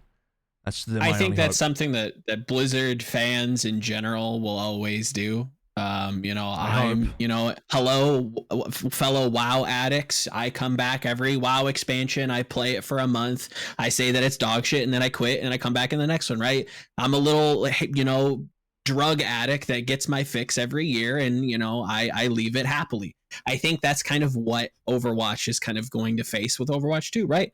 Yeah, now and then is a big gap. There's a big lapse in time before today and whenever the hell that Overwatch 2 kind of comes out. Do you think until then there's not much to talk about, but I know damn well all these people are coming back. These, you know, the Mercy One tricks to, you know, the crazy cracked, you know, Atlanta FPS guys, you know, it's a unique experience that you're really not going to find anywhere else. The fact that we're getting the new heroes, we're getting the PvE, we're getting all these new, you know, all this new stuff. You give it a celebratory kind of rollout with Blizzard PR, have a little pre-show, have a launch party a la Arcane with Riot. And I think we all get excited and we come in, and I think people will give it a fair shot. I think they will give it a fair shake. It's kind of gaming nature to just kind of shit on it and then just actually play it, be like, it's all right. I'm not alone in thinking that, like, you know, there is a positive future. You know, you can see the potential. You can see, you know, with hopefully with John Spector leading the ship on the commercial side, that, you know, hey, maybe we get our own Netflix show, maybe we get our own X and Y cool thing, and hopefully, because I'm not gonna lie, you guys have all seen Arcane. I assume, Dustin, you maybe seen Arcane, or maybe you have zero. Yeah, it was good. It was good. Yeah, see, and I like the first act. I didn't like the other two though. You're probably not even really into League of Legends, are you? So I mean, you're enjoying it as someone that's not even a big League of Legends guy. You're just on its own. It's like a decent piece of media. Yeah, exactly. And there's a lot of potential because people are talking about Overwatch movies and, you know, shorts and all that kind of stuff, and we could have had an Overwatch series so easily, and it doesn't even need to be like full hardcore Weta Digital or, you know, Industrial Light and Magic levels of CGI. We're not looking for fucking Avatar 6 here. Yeah, just or Transformers. Just hire some of the porn makers to make it. Sure, yeah. Do the entire thing with Source Filmmaker. Do the whole thing with Source Filmmaker. No, but they can do a great job. You guys remember they do a good job. You guys remember the I'm not talking from experience. You guys remember the Doomfist animation, right? When they announced Doomfist, the whole that was dope. Like when you fuck Tracer? Really. Yeah. That one. Oh, sorry. Okay, sorry. Are we talking about the cinematic or something else? Anyway, it's the one that looked very cartoony. Not the 3D one, it's the very cartoony. The comic book style. Even if you did something like, even if it was in the, I thought that was one of the better things they've done, to be honest with you, as far as shorts goes. But he did something of that style. I fucking watched it. It looked like the old X-Men animated series kind of deal. I'm like, damn, that was cool. I watched the hell out of that. Overwatch has got way more. I was talking to someone on my Discord about this earlier. I say earlier, like a couple days ago or something, where, Valorant's got a lot going for it. I think the esports scene is great. It's a decent game, but like even that game has very little depth as far as the franchise and the media side goes, because it's very much a game that was developed as a game that it's very much like, how do we make a CS clone, but then have characters and give them abilities, and then do all of that on top of, like, the CS clone existed first, and everything else was tacked on to justify the CS clone, right? Yeah. Whereas, like, you have a game like Overwatch that, even on release in 2016, had so much depth and character, so much story, and so much writing, and so much, like, art and design in it, that you have this entirely fleshed out storyline for a PvP game that felt really fresh. I think that was, like, a big innovation for PvP games, because even back then, League of Legends was still, like, I mean, the lore in League of Legends... They still were trying to get their shit under. They had a lot of work to do to get the League of Legends lore up to the point where you could even attempt to make an Arcane. Back then, it was still... It was like a mess. Some summoner bullshit, like everyone's a summoner or I something. I thought they like retconned all the lore, didn't they? Yeah, they did. They did. That's what he's saying, is like they were still trying to figure out what they were doing. Yeah, they had to figure out the lore to make actually have a lore. I thought because it was a bit of a.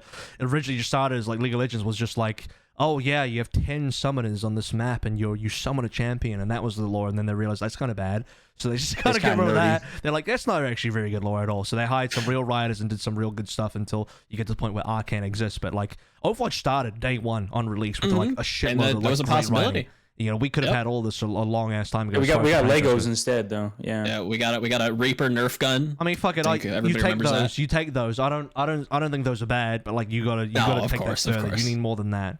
We should have gone. We should have gone and can still go way further than that. You know what's funny is it might have not worked out though. I mean, we think it could have, yeah, but like also.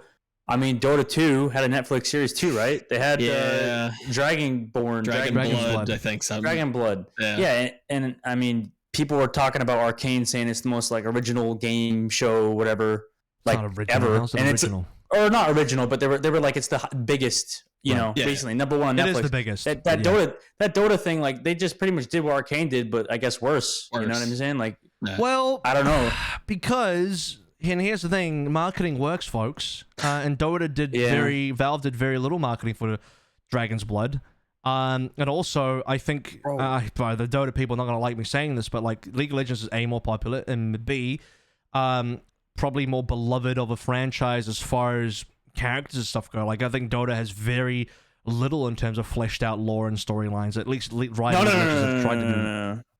Dota's great, dude. Okay, if you ever watched their action slacks, if you ever go into his, I went on a dark hole binge. Yeah, what was it called? It's like Deep Dive of Dota or something like that. Like the lore in Dota is great. It may just not be as like I guess maybe family friendly or something, or it's just like darker. You know what I mean? It's got like a weirder, it's more magic. I guess maybe League of Legends is more realistic. As stupid as that sounds, like as like a setup. You know what I'm saying? Yeah, kind of. I'm just saying like.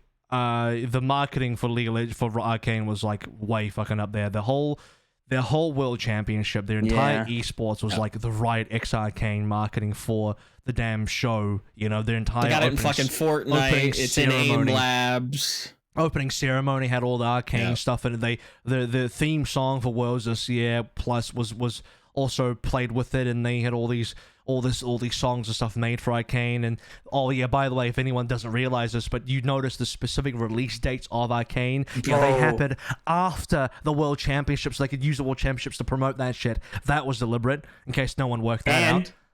And AVRL, Project L just came out recently after Arcane became a big hit. These dudes just fucking roll it forward consistently. Riot does. Like they know what they're doing. They know what they're doing. They're an algorithm, bro. They're not real. They're just also, like an algorithm that's doing what they're doing. I don't know. It works. Hey, that shit works. What I'm saying is like this is all stuff that exists where like, you know, it in my opinion shouldn't be. I'm generalizing here. Maybe I'm simplifying it too much, but like Blizzard could definitely do a lot of the stuff and probably should have done a lot of the stuff already and can still. Just we need our hit. We need our Overwatch 2 to come back and allow that to happen. Because right now you just Overwatch 1, there's nothing there, and I don't know if anyone here has any ideas or any like notes for what could happen in our current game, but in my opinion, there's probably not a lot that can happen for Overwatch 1. You can't really do much with this game right now except for just keep doing these little events. You know, they had the whole the whole Cassidy renaming event with the new skin they just did in Overwatch. That's about all we got. We had our Junkenstein's Revenge for the 5th time as well. So I mean. Recently, and it feels counterproductive to do anything. Probably going to get another Christmas event, but it's just going to be a couple. It's just going to be some new skins. Yeah, a couple skins. Yep. Yeah, which is great. I think that people still want to come and collect those because if memory serves, I think those all kind of transition over in Overwatch 2 in the multiplayer side. But yeah, it feels counterproductive to want to have stuff with the base game, but also still want Overwatch 2 to get out faster. Like. I get wanting to have your cake and eat it too, but I think that it's better for everybody if we just kind of put full steam ahead with Overwatch 2, no? Because you can't develop 2 games at once in this kind of way with one team. You would still need a development unless team you want more maps. Unless you still have a development team for Overwatch 1, but if you still have a development team for Overwatch 1, you might as well put those people in Overwatch 2. Like, what the hell are they doing on Overwatch 1? You might as well get your next game out faster. The whole problem with Overwatch 2 is not that it exists. I don't mind that there is an Overwatch 2. I think some people do mind, and I see their reasoning, and I don't dislike them for it. I think that's totally justified. Because the first time I heard about Overwatch 2, that you guys all remember when you were where you were when you first heard the rumor and the leak about Overwatch 2, and I was thinking like, that's bullshit. Why would there be an Overwatch 2? Like, there's no way they'll make an Overwatch 2. That sounds so stupid. Why would you ever make a sequel for a games as a service live game? You would just update your live game. Why would you make a sequel, right? That's my thinking. But then, I realize if they're really going to fix some of the more underlying issues with Overwatch 1 and its gameplay, in my opinion, yeah, they kind of need to do a lot of work there. Maybe they don't need a sequel. Maybe they can still introduce it in some big-ass patches, but they want to do it through a sequel where they're doing a big PvE thing as well. And I'll get your takes on this as well, because your thoughts on this take I have, but I have an opinion that if you looked at the whole PvE side of Overwatch 2 and what they have planned, and just to lay it out there so we're clear on the same page, they want to do like a full fleshed out co-op campaign. I don't know how many levels, but you'd have to be a decent amount. And then they want to do this kind of replayable hero missions where you go back to the different maps and you play through different missions and level up all your different heroes and go through the skill trees, right? It's supposed to be super replayable. They want to have this entire thing. Now, when you look at a lot of PvE games out there, simple comparisons would be like the Left 4 Deads and the recently had Back 4 Bloods and all the Left 4 Dead clones out there.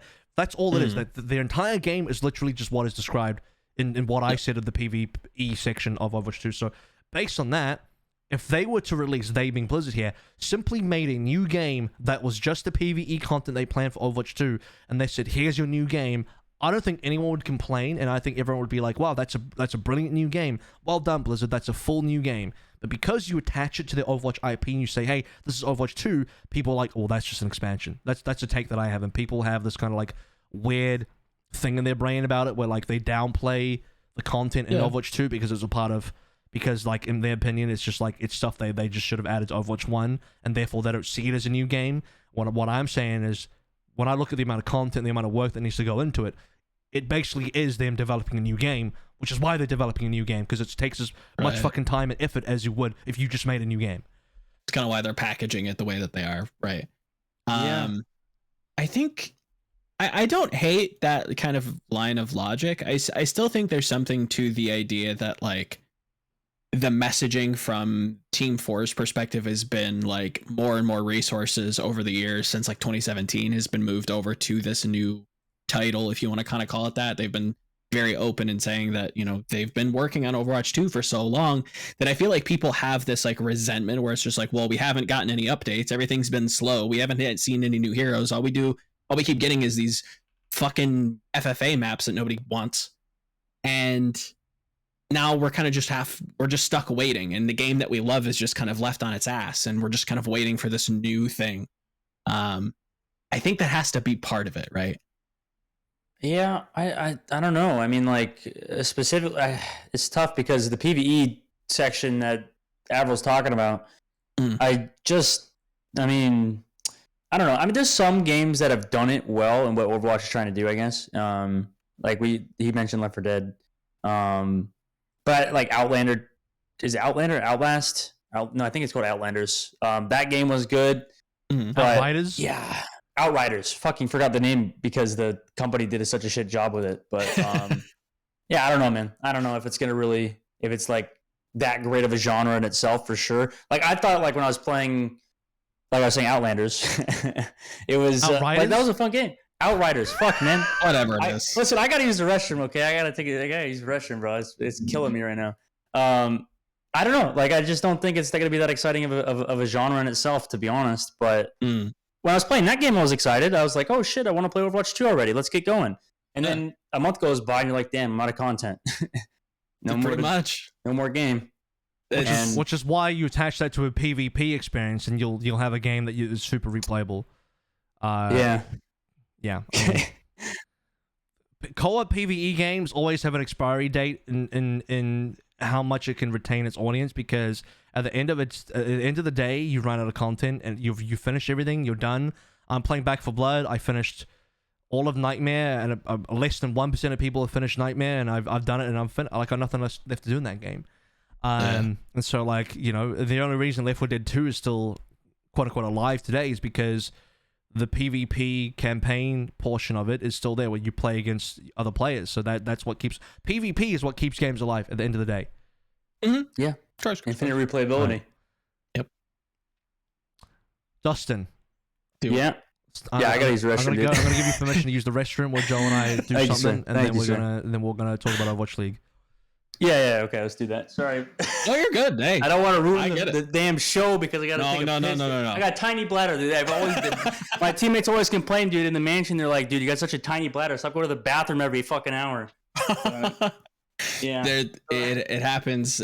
People have caught me, skipping away. I gotta piss every once in a while. I've done it one time only, but I've gotten really good. Yeah. And if you've seen, I've been drinking water the entire. I only have drunk some in a hot second too. Yeah, I mean, I think some of the I wanted to dispel some of the things that have been said out there as well. It's just to finish up the Overwatch 2 discussion because there've been other there's been other things that have come out where people are talking about Overwatch 2 prominent in the community where they people's specific takes, and some of it out there I don't necessarily agree with. For example, they should be adding content to Overwatch 1 as they're doing Overwatch 2, which, as you described, Joe, is literally having your cake and eating it too, because if you're doing that, you are literally splitting time between Overwatch 1 production and Overwatch 2 production, which slows down Overwatch 2 production, and also you're not getting enough done in Overwatch 1 in the first place, unless both teams are fucking humongous, right? Unless you have like a real skeleton crew in Overwatch 2 and you're developing Overwatch 1 still heavily, but then why would you do that when you can just develop Overwatch 2 quicker? Obviously the most like optimal thing to do is just to release Overwatch 2 faster and then have everyone, and then you all work on Overwatch 2 content post-release. That's what it's supposed to be. The only issue is that the team keeps downsizing because they keep losing people. They keep losing key staff as well and high-level staff.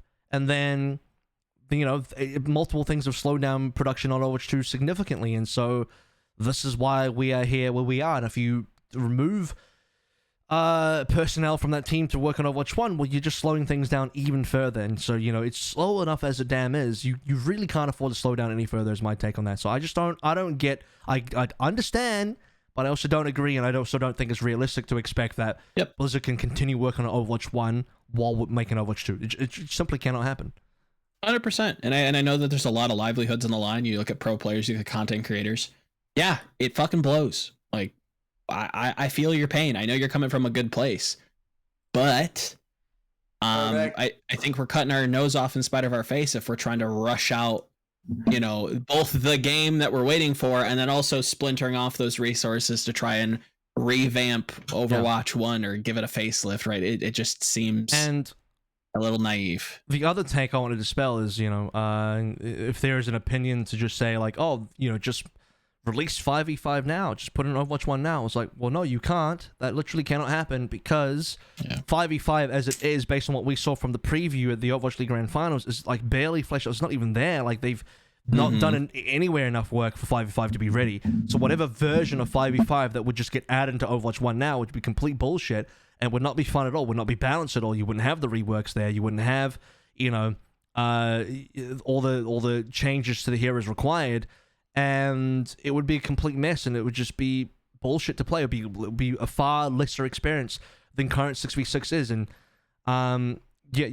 why would you do that when you'd rather just spend more development time on Overwatch 2 making 5v5 there for that experience? Like, it's just I don't know. It's trying to do any of that for Overwatch 1 just doesn't make any sense for me. Trying to do anything for Overwatch 1 while you're making Overwatch 2 simply just can't happen because it takes time away from developing Overwatch 2 at the end of the day. Like, that's the be-all and end-all of it. Avril, you wanted to talk about Overwatch League, right? I know I just interrupted the conversation, but you want to talk about Overwatch League. What about specifically did you want to hit on? Well, let's talk about how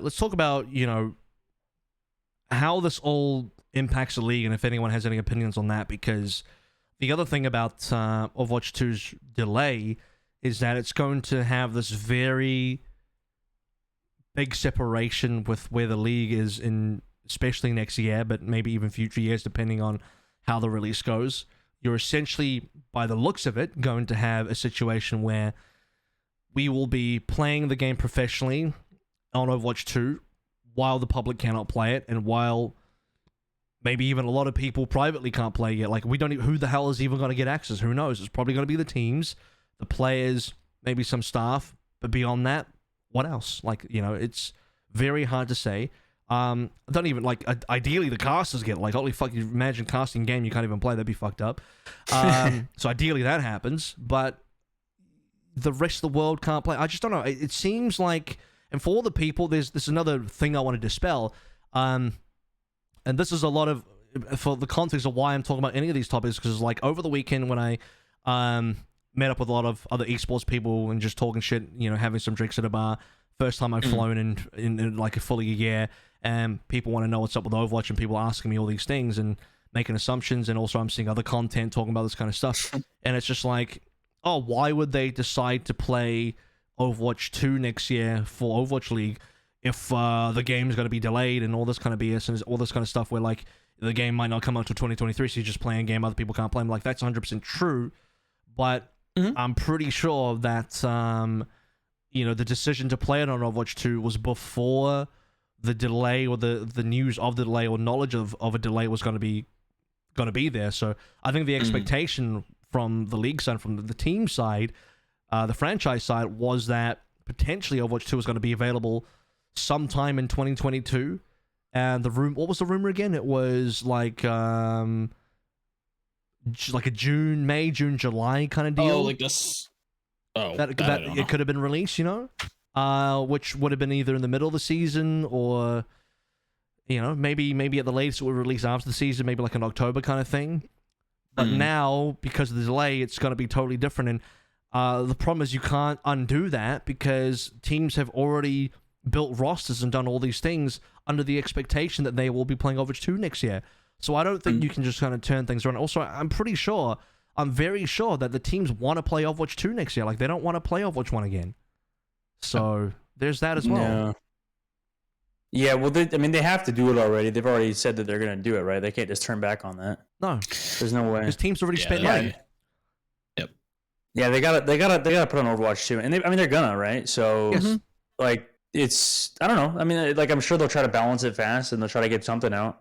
And it'll be playable enough for Overwatch League, which is weird. I know I saw that question before as well. People being like, oh, don't you think it's unfair to the public or something like that? That was like a big thing. People were saying like, oh, is it going to be weird that these pros are going to play it, but nobody else is going to?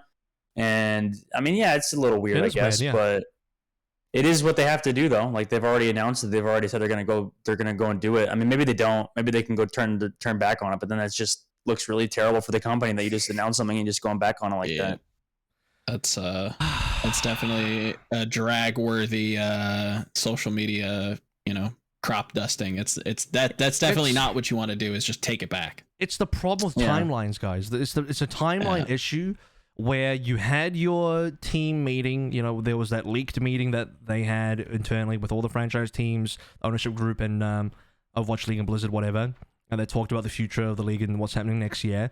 And out of that meeting, they decide they're going to play Overwatch 2, right? I wasn't in that meeting. I don't have any notes and I don't have any like leaks or anything from that. That's just what is. Sure. I'm just saying what was rumored to have happened in that meeting. And the rumor is that the whole Overwatch 2 discussion was there, and that's where we came down to. Now that in my speculation, this is where again why I have to specify I'm speculating, educated speculation here, is that meeting took place before Team 4, before the Blizzard had realized that they were going to have to delay again, and perhaps the original discussion was that the game was going to be ready by next year, and so they decided to play the game for next year, and obviously things changed, and they realized they couldn't get the game out in that time, and which didn't surprise me, but also it's kind of a debate for the teams who had maybe pushed for Overwatch 2 under that knowledge. You think that Blizzard just works on like a whim or something like that? They just do everything. We just like, let's try this. Fuck it. We gotta appease these owners. Who works Blizzard? You think like Activision? You think they just like act like they're just like, we're gonna try it because everyone's upset. You know, we got to do something. Well, the owners have invested tens of millions of dollars. I think they have a pretty large stake in. Well, it's their fault they got ripped off, AVRL. Whose fault is that? It's not it's not Overwatch League's fault. They made a lot of money off these idiots. You know what I'm saying? Like that's just not their fault. I mean, that's I don't even know if I want to get into that. I'm just kidding. I'm just kidding. That was a little harsh. But you know what I'm saying? Like yeah. Basically, oh yeah. Yeah, I mean, I think the timelines were misaligned there, is what I think the problem was. And that's, again, just educated speculation on my side. It's not like I'm not leaking anything. I don't know. I wasn't in that meeting. I don't actually know, but I'm just speculating the timelines were not aligned, because if the knowledge was that next year we are not going to have an Overwatch 2 release, but we have the option to play on Overwatch 2, I think teams would be I would ideally hope that they would be smart enough to say that's probably not a good thing. So we're going to play Overwatch 1 again. I think that we probably would have just played Overwatch 1 again if we knew the game was going to be delayed again. And in hindsight, part of me has thought about this as well. It's like maybe they should just change it back to Overwatch 1 because that would be a better experience because your players could actually play ranked and still play a game that they're currently scrimming. You know, they wouldn't have that problem. The people watching are watching a game that they can currently play themselves, but just feels like you can't go back on that now. Are we going to see more burnout and people are just going to be like, I don't really want to play an Overwatch League this year, if that's happening? Like, I don't know, like if they had to play an Overwatch 1, you know what I'm saying? Like if they have to go back on it and then they have to play an Overwatch 1. I think a lot of players would prefer it. I would assume a lot of players would prefer to play on Overwatch 1. Why? Because you're not splitting your time between two games. And also, what are you really playing? You're playing Overwatch 2, but what are you really playing? Like, we don't even know what it is. Is it going to have new heroes? Is it going to have new content? Pros want a new game, dude. No matter what it is, they're tired of Overwatch 1. Overwatch has been around for 5-6 years. It's not Counter-Strike. It's not but Dusttin, it's not one of these games that just last forever. You can't play ranked in Overwatch 2. You can only scrim Overwatch 2. Nobody cares. Nobody cares to put. Yeah, that's enough, bro. It's enough to care about something. I'll take your word on it. If you say it's enough, I'll take your word on it. I think so. I think every player that I knew in Overwatch League was and is looking forward to Overwatch 2, at least playing in Overwatch League and Overwatch 2. I think if they were to go back onto Overwatch 1, that's like a heartbreak. That's just like fucking stomach sinking feeling that you just can't play on the new game that you were promised you're going to play on. Even if it doesn't have rank, I don't think they care that much. Would you say that, I think most of the pros, in your eyes, would you say that most of like the pros that you interacted with are players first and pros second?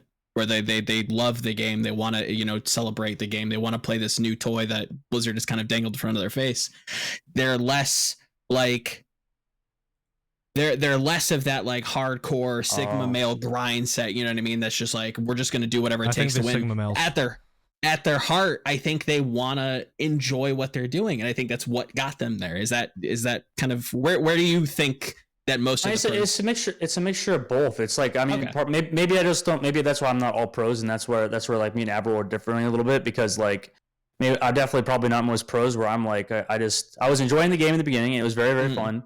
But I'm like, part of me is like, why the fuck are some of these people still playing professional when they probably could just be streamers or doing some content that's way less stressful and way less fucking like tiring mentally? Because I mean, you talked about this earlier, Overwatch is one of the harder games to play professionally, and I don't know if it's just the same content over and over and over again. It's getting repetitive, bro. Like, it's just not getting fun anymore.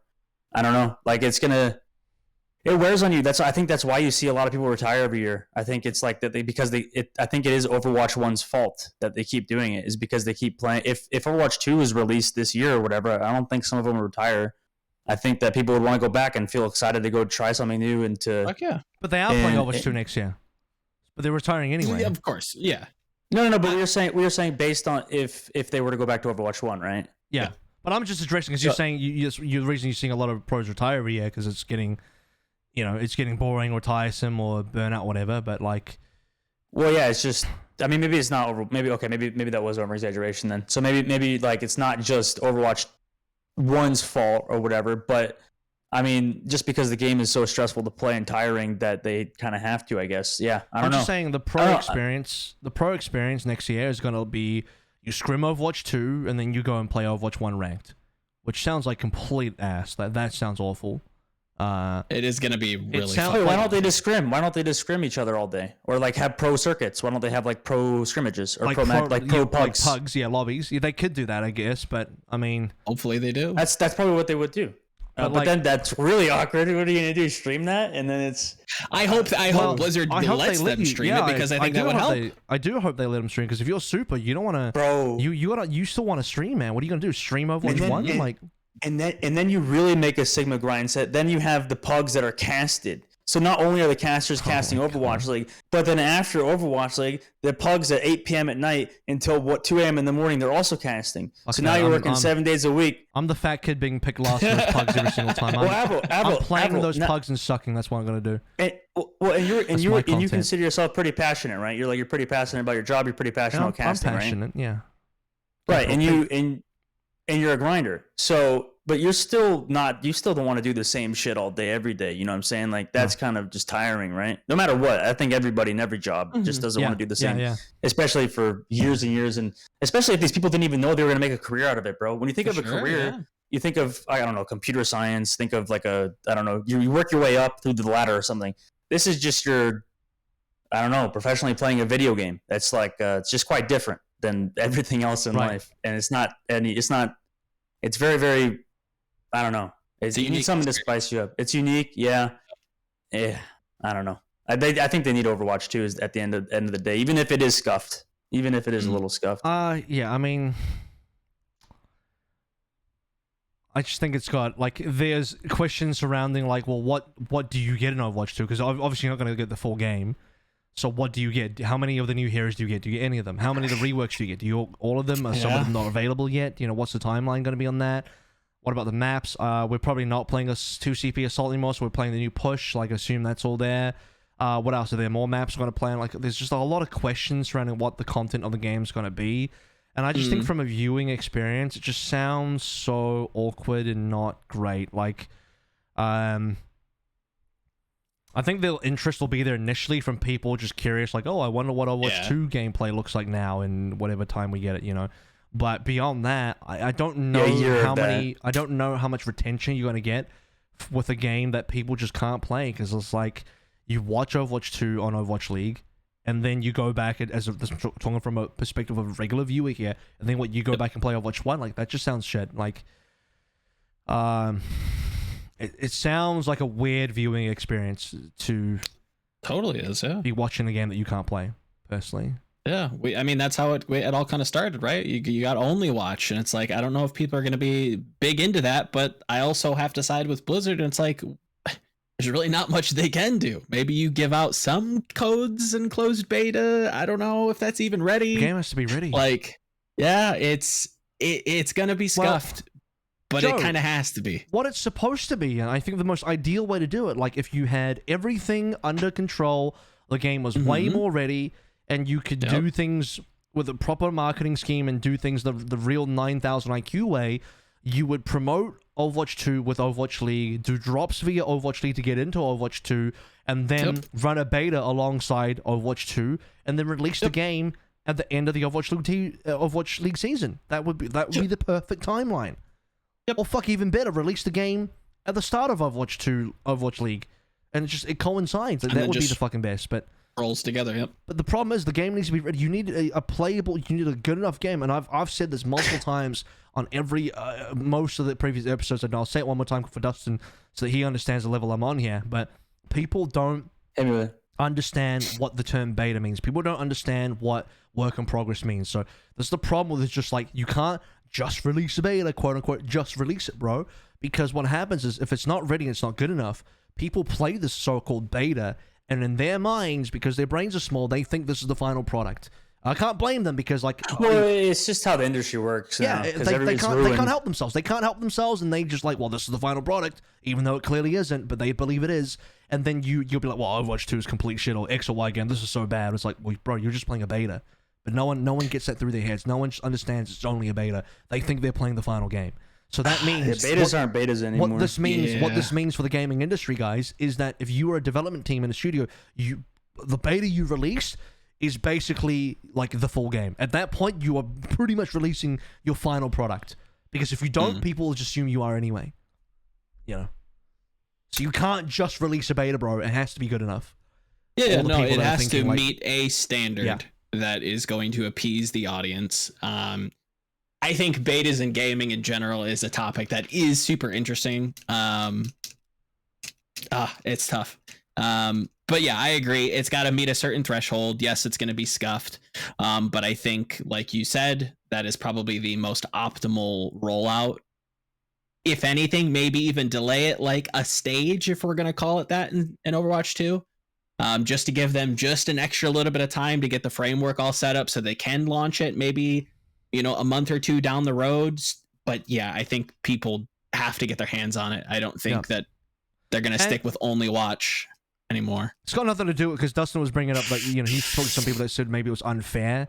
I'm not even talking about the fairness here. I'm just talking about the general... Yeah, or the just weird and feeling viewing experience. Yeah. Well, okay, so this is a little bit just to change topics a little bit since I don't know, just to bring it back more to Overwatch League, I guess. Like when we're thinking about, because I know we talked about this earlier, and this might be a little bit off topic, but since we were talking about it earlier, like we were talking about how Overwatch is one of the harder games to play, right? And we were talking about AVRL. You mentioned how, you know, when we talk about Overwatch and how maybe the fans aren't as rabid as we think they are. Maybe it's just like, because every game industry has this problem, right? Every Apex has, we don't have enough content. Dead by Daylight has it too. Dead by Daylight, we don't have enough content. Like everybody's saying that.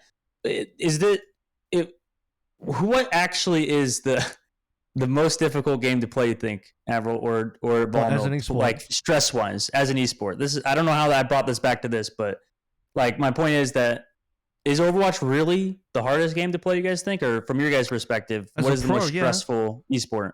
I think so. What do you think it is? I think it is Overwatch, because it's like one of if not the most team dependent games out there, where you like have to both be a mechanical god, but even if you are one, there's only so much you can do to carry your team, which is one of the worst feelings in the world. Like if you're a mechanical god on the level of Pelican or higher, like, you know, in another esport, you're like a fucking faker at that stage. Like you can just demolish a game on your own, or you should be. Yeah. But in Overwatch, it feels like your output's limited. And people say it's like baseball then. Is it? Well, I don't know if about baseball. No. Baseball, you can't carry a team no matter what. You actually can't. You need to have a well-constructed team. Even if you're like a Babe Ruth or something. Baseball is like, I don't know much about baseball either. I just know that baseball is like the most team-based sport ever, just because of the fact that you literally can't carry a game, even if you're the high song winner or I don't know what you can call it, the MVP or whatever. I don't know. Baseball, you just can't. It's the same thing. I guess it's the same thing in Overwatch, like, because you need to have, not only you need to have Fleta, but you also need to have fucking who's this fucking duo, dude? I always forget his name for some reason. Lip. Outriders. Yeah, you need to have a Lip. Yeah, you just Outriders. God damn it. Like, listen, man. I don't know. Like, our team-based games, our incredibly team-based games, really that, like, mass appeal? You know what I'm saying? Like, are they really that, like, all that to the viewer? And, like, because if you just can't carry a game, if you're seeing a guy doing all that he can and he's fucking losing, that like, oh, fuck, I don't want to be in that position. That's my experience watching Lee Vong Chung do this year. This guy that was so fucking individually good and still losing, I'm like, I can't. The Overwatch one's bullshit. This is why I'm so big on 5v5 on Overwatch 2. Because that better be the game where if you are like at that level of play, you absolutely can just mop up a team on your own. Yeah, 12 players is a bit too much. I think even if the game is good, 12 players might just be a bit too much. If they eventually bow out the 5v5, that'd be honest. But yeah, 12 players in the server, 2 tanks, nobody's dying. Yep. Like it's just really tough. It's just it's really tough because if the individual prowess is masked by team play, then there's no individual prowess. You said this like at the start of the podcast. Even we hadn't even really started talking about Overwatch, and you brought this up. But like you mentioned that the game was probably going to be more deathmatchy, which I agree with. And people say that in such a negative context, like, oh, why do we want a deathmatch game? Like, bro, that's better. You do want that. That's an improvement in the gameplay because that's a better feeling People game. Are brainwashed, bro. They want the same game. They just want the same game, and that's not going to be a good idea. Well, the other problem is, I've said this previously as well, the people that want the same game are like, they're Stockholm syndromed into liking the game that they have when most people have moved on. Most people, I'm sorry, but you've been fucking outvoted. The people that have outvoted you are the people that have left the game. They're not here to tell their side of the story because they're fucking gone. They're playing Fortnite or Valorant or whatever the fuck now. Like, they quit back at Diva, bro. I'm sorry, I don't take the opinion seriously of people I take them a little bit seriously, but I don't take them fully seriously in terms of the people that are still here, Stockholm syndrome to this game. Like, yo, unfortunately, you represent a smaller portion of the player base than what existed in 2016 on release. All those guys, those are the people that I think their voices count more because they left for a fucking reason. We need to fix those problems. We need to like bring them back to improve this game. Like, that's what I'm all about at the end of the day. I'm not saying that people that are still sticking around don't matter, but like, I think they believe that they matter more than they actually do, is what I believe. For sure. And of course, so there's like a individual like ego to it. It's just like, the game's got to be more deathmatch. Good, that's what I want. I want the game to be like Team Fortress 2. And most of the players, a lot of people I've talked to would be like, that would be fucking perfect. Like a game where you can absolutely frag out, still has some team play in it, but like a game with your individual mechanics absolutely matter. If you are good at this game, that is going to be shown on screen, and you are going to make a big difference. That is a game that is both good for esports, and here's the kicker that people don't seem to understand, but also good for the quick play, the pub, the casual community as well. Because you don't have to... Some dude throwing your team is going to have less impact in the way that they are throwing. And if you are good, you can actually do more to carry your team. If you are doing things well, you're going to be more rewarded instead of the current experience, which is you can be doing a lot of things well, but shit, you're still losing. You're still losing even if you are like, you know, putting the entire team on your back because the team is too team-centric. The skill floor for teamwork is too damn high in Overwatch 1. And before anyone says like, oh, why would you want to decrease the teamwork on Overwatch 2 and stuff like that, I'm like, well, first of all, I don't think it would decrease the teamwork. I think at the highest level, you still would have a lot of teamwork required, but also at the highest level, you would, at any level, you would start to see mechanics coming to the forefront the way it fucking should be in any FPS game. Yeah, and it might still get to that point too. You never know. It might get back to that really team-based game too. Maybe that's just how Overwatch is meant to be in the end of the day. As long as fraggers can frag and you can be a mechanical god, I don't mind. At the end of the day, if you're a Pelican style god in this game, it should be extremely easy to show that and for you to put a team on your back. In my opinion, shouldn't be a debate on like, oh, is he good? I don't know. Like it should just be very clear. As long as that window opens up, I would also agree. Yeah. For any position, support and tanks. I know I'm just talking about DPS, but this is why like tanks having more of a role in the game is better as well. Supports fragging out. Like you start removing some of the main supports. Like I don't know. Like although all that shit just to me is outdated. All the Lucios, the Mercies and stuff. Get rid of that. Like I want more Zengardas and Annas and Baps in the game. I want that style of support in the game where you're more. You can do more. You can frag more. You have better utility. You have more agency. Heal bot. Like I don't like. I'm not saying Lucio's a heal bot, but fucking Moira's a heal bot, and so is Mercy. Get that shit out of the game. I hate that. You know, I want to watch a game where people who are good at the game can show that they are good at the game. Yeah, I hope they balance things correctly. I mean, just like Blizzard in itself. Yeah, of course. Not good at balancing, to be honest. Just in terms of Overwatch, considering the direction they went in. I mean, they lost that, AVRL. What are you talking about? They lost that back at the beginning of the game when it felt like an arena shooter, when it felt like DPS were doing that. Maybe it's not due to the fault, maybe it's how the game developed and how the metas develop or whatever. But they showed that they would go away from that. Would you disagree with the statement, or would you agree with the statement I'm about to make that right now in November 2021, Overwatch the game is in its most balanced state ever? Would you agree with that statement? I don't think it matters. I don't know. Because the reason why I bring that up is like, you know, I know that balance is like has been a problem, but I would argue, I think a lot of people would probably agree that right now in Overwatch, the game has never been better balanced than it has currently. I'm not saying it's perfect. I'm not saying there's zero issues, but I'm saying at this point, I think the game is more balanced than it has been in its entire history. It's definitely in a good place, but it's also like not seeing any change because you kind of can't change it. Yeah, exactly. Do you still got that feeling that you just can't carry games?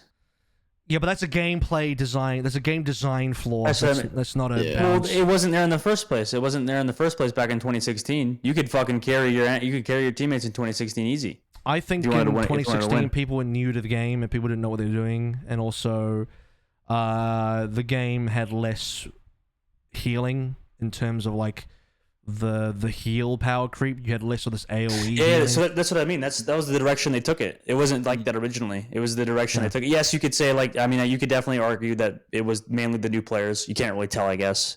But that was the direction they took it. I mean, you saw people, like I was talking about earlier. I hinted at it. People quit when D.Va fucking got buffed originally. When D.Va was ass and then she got buffed and like, what is this defense matrix? I can't shoot things now. Then that became the game. To be fair, defense matrix was what, like 4 seconds uninterrupted? It was kind of bullshit. Yeah, but we have nearly as equivalent broken tanks and broken other abilities that are nearly as good as that. You know what I'm saying? Like it's not 1-to-1. It might be though. You know, you don't know because you can't compare the two. I do agree the game was more frag heavy on release, which is what the feeling the game should be. And part of that is because that was fun. Part of that is maybe because people are new, but part of that is because I think there was less power in the healing. I think healing in this game is kind of overtuned, especially AoE. Sorry up to you, Avril. We can make this like a last topic, I guess. When you were talking about that it's like weird that they would make an Overwatch 2, like because it's just weird. What would you call it? A live action? What's the actual games of service? Games of service. Games of service. Live Don't laugh at me, dude. Listen, I have a small vocabulary and a small brain. Give me a break here, okay? A small bladder. And a small bladder too. Everything's tiny about me. Basically, okay. tiny pizza, tiny burgers. What's the Rick and Morty meme? Welcome to tiny fucking everything, bro. No. Anyway. So, where was I going with this? Oh, like it's so weird because when you compare Overwatch 2 to other games, and I guess we're just homers at this point. Like if you look at every game that's like existed, Apex, like I'll bring Dead by Daylight because I've been playing that recently. Dead by Daylight, I don't even know. There's a ton of games that like came back from the fucking dead, like years after they were released, and they're just like huge updates, guys, come back, and it fucking worked because it was a fun game. It was cool, so they could have probably just done that, to be honest, right? And that's what Overwatch 2 is. Overwatch 2 is the big update. Hopefully, free to play. Yes. Make it free to play. It is. That's all. That's all that matters to people these days. Make it free to play. I will fucking quit if it's not free to play. If the PvP game is not free to play, I'm out. I'm done. Because I don't see a future in the game if it's not free to play. Yeah. And I guess the other thing is like my theory, my speculation for why it's not free to play. I think I might have said this in a previous episode. Is because they wanted to hit the console market, and console free to play probably wasn't proven at the point. Because obviously this is pre-Fortnite. Fortnite's proven that console free to play can absolutely be a thing, but pre-Fortnite, I think there was lack of confidence in how successful free to play would be on console, and Activision Blizzard loves selling physical copies because they want to get that dollar off the physical copy on the shelves, and they want to put Overwatch on the shelves in the game stops and all that. So that's why they did. Do what Halo just did. Halo just did it phenomenally. I think they just literally just sold the campaign and made the multiplayer free. They could sell the PvE part. That's literally what Overwatch 2 is. That's literally what Overwatch 2 they want to do. Yeah. That's what it is. So you think that they're gonna have the PvP is gonna be free and the campaign's not gonna be the PvP? I think they've said as much. They've said they did as much. I believe so. I'm 99% sure. I was not. I didn't know. I actually didn't know. I didn't hear about that. You're good. Okay, well, good. Then they're off to a good start. Fingers crossed that doesn't detracted with all the goings-ons in Blizzard. Well, so then it doesn't matter if the pros are playing Overwatch 2. You know what I'm saying? Because the game's free anyway. It's a free game. It's a piece of shit. You know what I'm saying? Like nobody. It's a free game anyway. You know what I'm saying? Then with the timeline that they're not playing the campaign. They're not playing the campaign. That's very true. I think with Overwatch League coming in, going into 2022, they've been very clear in how they word it, which kind of leaves us wondering, it's an early build. We don't, they're very hesitant to kind of say that it's going to be released as like a free to play, like beta multiplayer kind of Halo-esque thing. That leaves us wondering, like, okay, is it just going to be like a PR kind of run where it's like, hey, it's still kind of in development, but we got the Overwatch League and you can watch it, but you can't really play it? Or are they going to like slowly roll out some sort of playable something or other? Call it a beta, call it a demo. I don't give a fuck. Right, exactly. My only hopium there is it has to be ready enough to be played by Overwatch League anyway and publicly shown. So if it's ready enough to do that, you have to imagine you might as well. It shouldn't, not that it's might as well, but it shouldn't be too far off from a more of a public release, right? That's my only hoping. That's my only sort of thinking there in terms of my personal hopium. I think it's what it needs. I hope so too, yeah. I think so. Do you see yourself probably get to the point. Kind of coming back for like maybe a last hurrah, maybe check it out, see if you like it? Definitely. I think most people will, yeah. Everyone will. I think a lot of people that have, definitely people that have left the scene. I mean, you think about who's left. Siegel. Originally, you got XQC come back. I mean, that guy fucking rakes in the viewership. XQC will play day one. He'll be there right away. Yeah, he'll be there for months probably. Like we'll have pretty much everybody come back. We'll have new people, big streamers come back in the first little bit. I mean, it'll be exciting. It'll be cool. I think it'll be at least a fun first 1 year. Yeah. And you can do a bunch of shit in 1 year, bro. That's a lot of time to work off of. Blizzard, anybody that comes and checks out the game. I mean, that's a good amount of time. Like a year. Think about how long 2020 was. Like that, you have that much time. Yeah, whole 365 days. You have 365 days to do some shit, Blizzard. Here is one really interesting thing that I did see. Again, this is coming through from SVB's podcast when they had their chat, but Overwatch's interest on like Google searching and all that kind of stuff has declined over the last few years. Yeah, and before anyone says like, oh, isn't that pretty normal? For games as a service live product, no, it is not. Yeah. Usually, games like as a service improve over time. It should be that you get more people over time, more people care about your game over time, your play base increases over time. So yeah, Dustin, you're saying, okay, when Overwatch 2 releases, it'll be a great first year. I'm not interested in just having a great first year. It needs to be a great first year that's even better in the second year. Well, yeah. Sorry, I don't know if I'm asking for too much. I feel like I'm not. No, because that's every other fucking game gets that. Why can't we? Is it asking for a lot? I don't know. Well, I mean, look, you have to say something, but I know that like generally with, I don't know. I just like, this is what I was talking about earlier with star players and with this kind of team-based game. I just don't think the genre itself begs in itself to last that long. You know what I'm saying? Or, like, it's just not like that type of genre that can last forever. I don't know. In my head, that's the way I see it, and that's why Overwatch 1 didn't. It's just because it's too much maybe for some people. Maybe the actual genre itself is not as enticing to younger people. I don't know. How is League of Legends the biggest game in the world then? That doesn't seem like League of Legends. That doesn't seem like a genre that would be enticing to young people personally, but I don't know. It's free to play. MOBAs were the thing. Yeah. They were just big at the time, and they've just ran with it. TF2 was like a to be honest, not an exciting genre when they copied it. Kind of. I mean, that hurts. I know, but also like arena shooters. That's why I'm excited about Halo, and I'm gonna have my fun playing it. It's an arena shooter though, and to be honest, arena shooters are so much fun to me, but they probably aren't as much fun to other people. I don't know. It's just not that like genre that people like these days. I don't know. We're boomers, bro. We're just old men. Agreed. I tend to agree for the most part that arena shooters are not like the hotness, let's say. But I don't know that A needs to be. And then looking at like Overwatch, I think where I was kind of like leaning towards was I felt like, Dustin, you were saying that like at the very least we'll get like a good year out of it. But that's when I go with AVRL, and it's like you're gonna get the heroes, you're gonna get the shorts again. You have a whole nother area of the game that you can kind of develop and balance and really push people towards in the PvE side of things. I think you will start to see it start slowly climb and dip and climb a little bit more and dip again. You know, heroes coming out, new PvE modes. You know, like oh shit, new skins, new events. You know, we're gonna get that content injection. I would assume more so than we did in Overwatch 1, so that it really does feel like a games as a service, not like we're developing something on the side here. You know, if it's, so that's where I think it can be. It can steadily climb. If it's just some BS that it's just like good for 1 year, I'm out. I'm done. Like that's Well, listen, that's bullshit. We can make a bet, Abel. We'll make a bet. If we're not, if me, you, or Volamel aren't dead by the time that 5 years goes by and Overwatch 2 is released, and it's going up in sales and it's going up in everything, I'll pay you $100.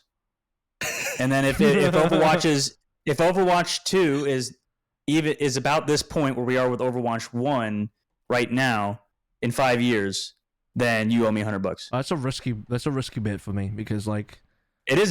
See, you don't even fucking believe in yourself, motherfucker. I'm not saying it will be. I'm just saying that's my expectation. I'm not making a prediction. I'm drawing a line in my expectation. Well, I'm making you make a prediction. That's what I'm saying. Because the confidence isn't there for the prediction just yet. I need to know that the right decision is going to be made. Because you could have a brilliant game being made, and then some suits up top decide to fuck it up. Like that can happen at any point. Like True. And yeah, I do think Overwatch as a game, as a genre, has longevity. Like I actually do think it has mass appeal. It clearly did. It's one of the biggest games out there. I was actually going to answer my own question. I was talking about League of Legends, right? How is that a big game? How is it the biggest game in the world? When really I don't think it has mass appeal to the young audience at all. Because if the young audience want to play Fortnite and stuff, right? I don't actually know what they want to play anymore. Maybe it's Valorant now, but beforehand it was Fortnite. League of Legends is like traditionally a difficult game to think about. It's not an easy game to get into. There's a lot of burden on knowledge. There's fucking 150 champions or whatever it is. MOBAs as a genre, I think, is like can be pretty tough in terms of the baseline of knowledge and skill required to play it. It's pretty challenging compared to, like, I think most people, FPSs are pretty easy to understand. Pick up gun and shoot. It's not very hard. Sure. And you just frag the other person. MOBAs, you have to think about all this other stuff like laning and jungling and items and economy and golden towers and objectives. Like, it's very complex right now. I'm not wrong in saying any of this, I'm sure. What I'm saying is, like, what I'm getting towards is, like, I think League of Legends should be a very challenging game to get into, and yet it is the most popular game in the world. Here's my theory. It might just because it's ingrained in society by this point. You know what I'm saying? Well, I have the answer. I have the answer. I was about to get the answer, which is like you're not entirely. I think you're on the right path there, because it got a lot of popularity. But it shouldn't be the type of genre. It shouldn't be the type of game that continues getting popularity. I think what it is it has one of the only games in the entire world that has a truly global market that actually taps into every single global market. In that every single region, country basically has heard of or has played and is currently playing League of Legends. That's one thing first and foremost. So it gets most of its player base from the fact that it's fully tapped into Asia and beyond, and NA and EU and Middle East and everywhere. Like, everywhere just plays League of Legends, right?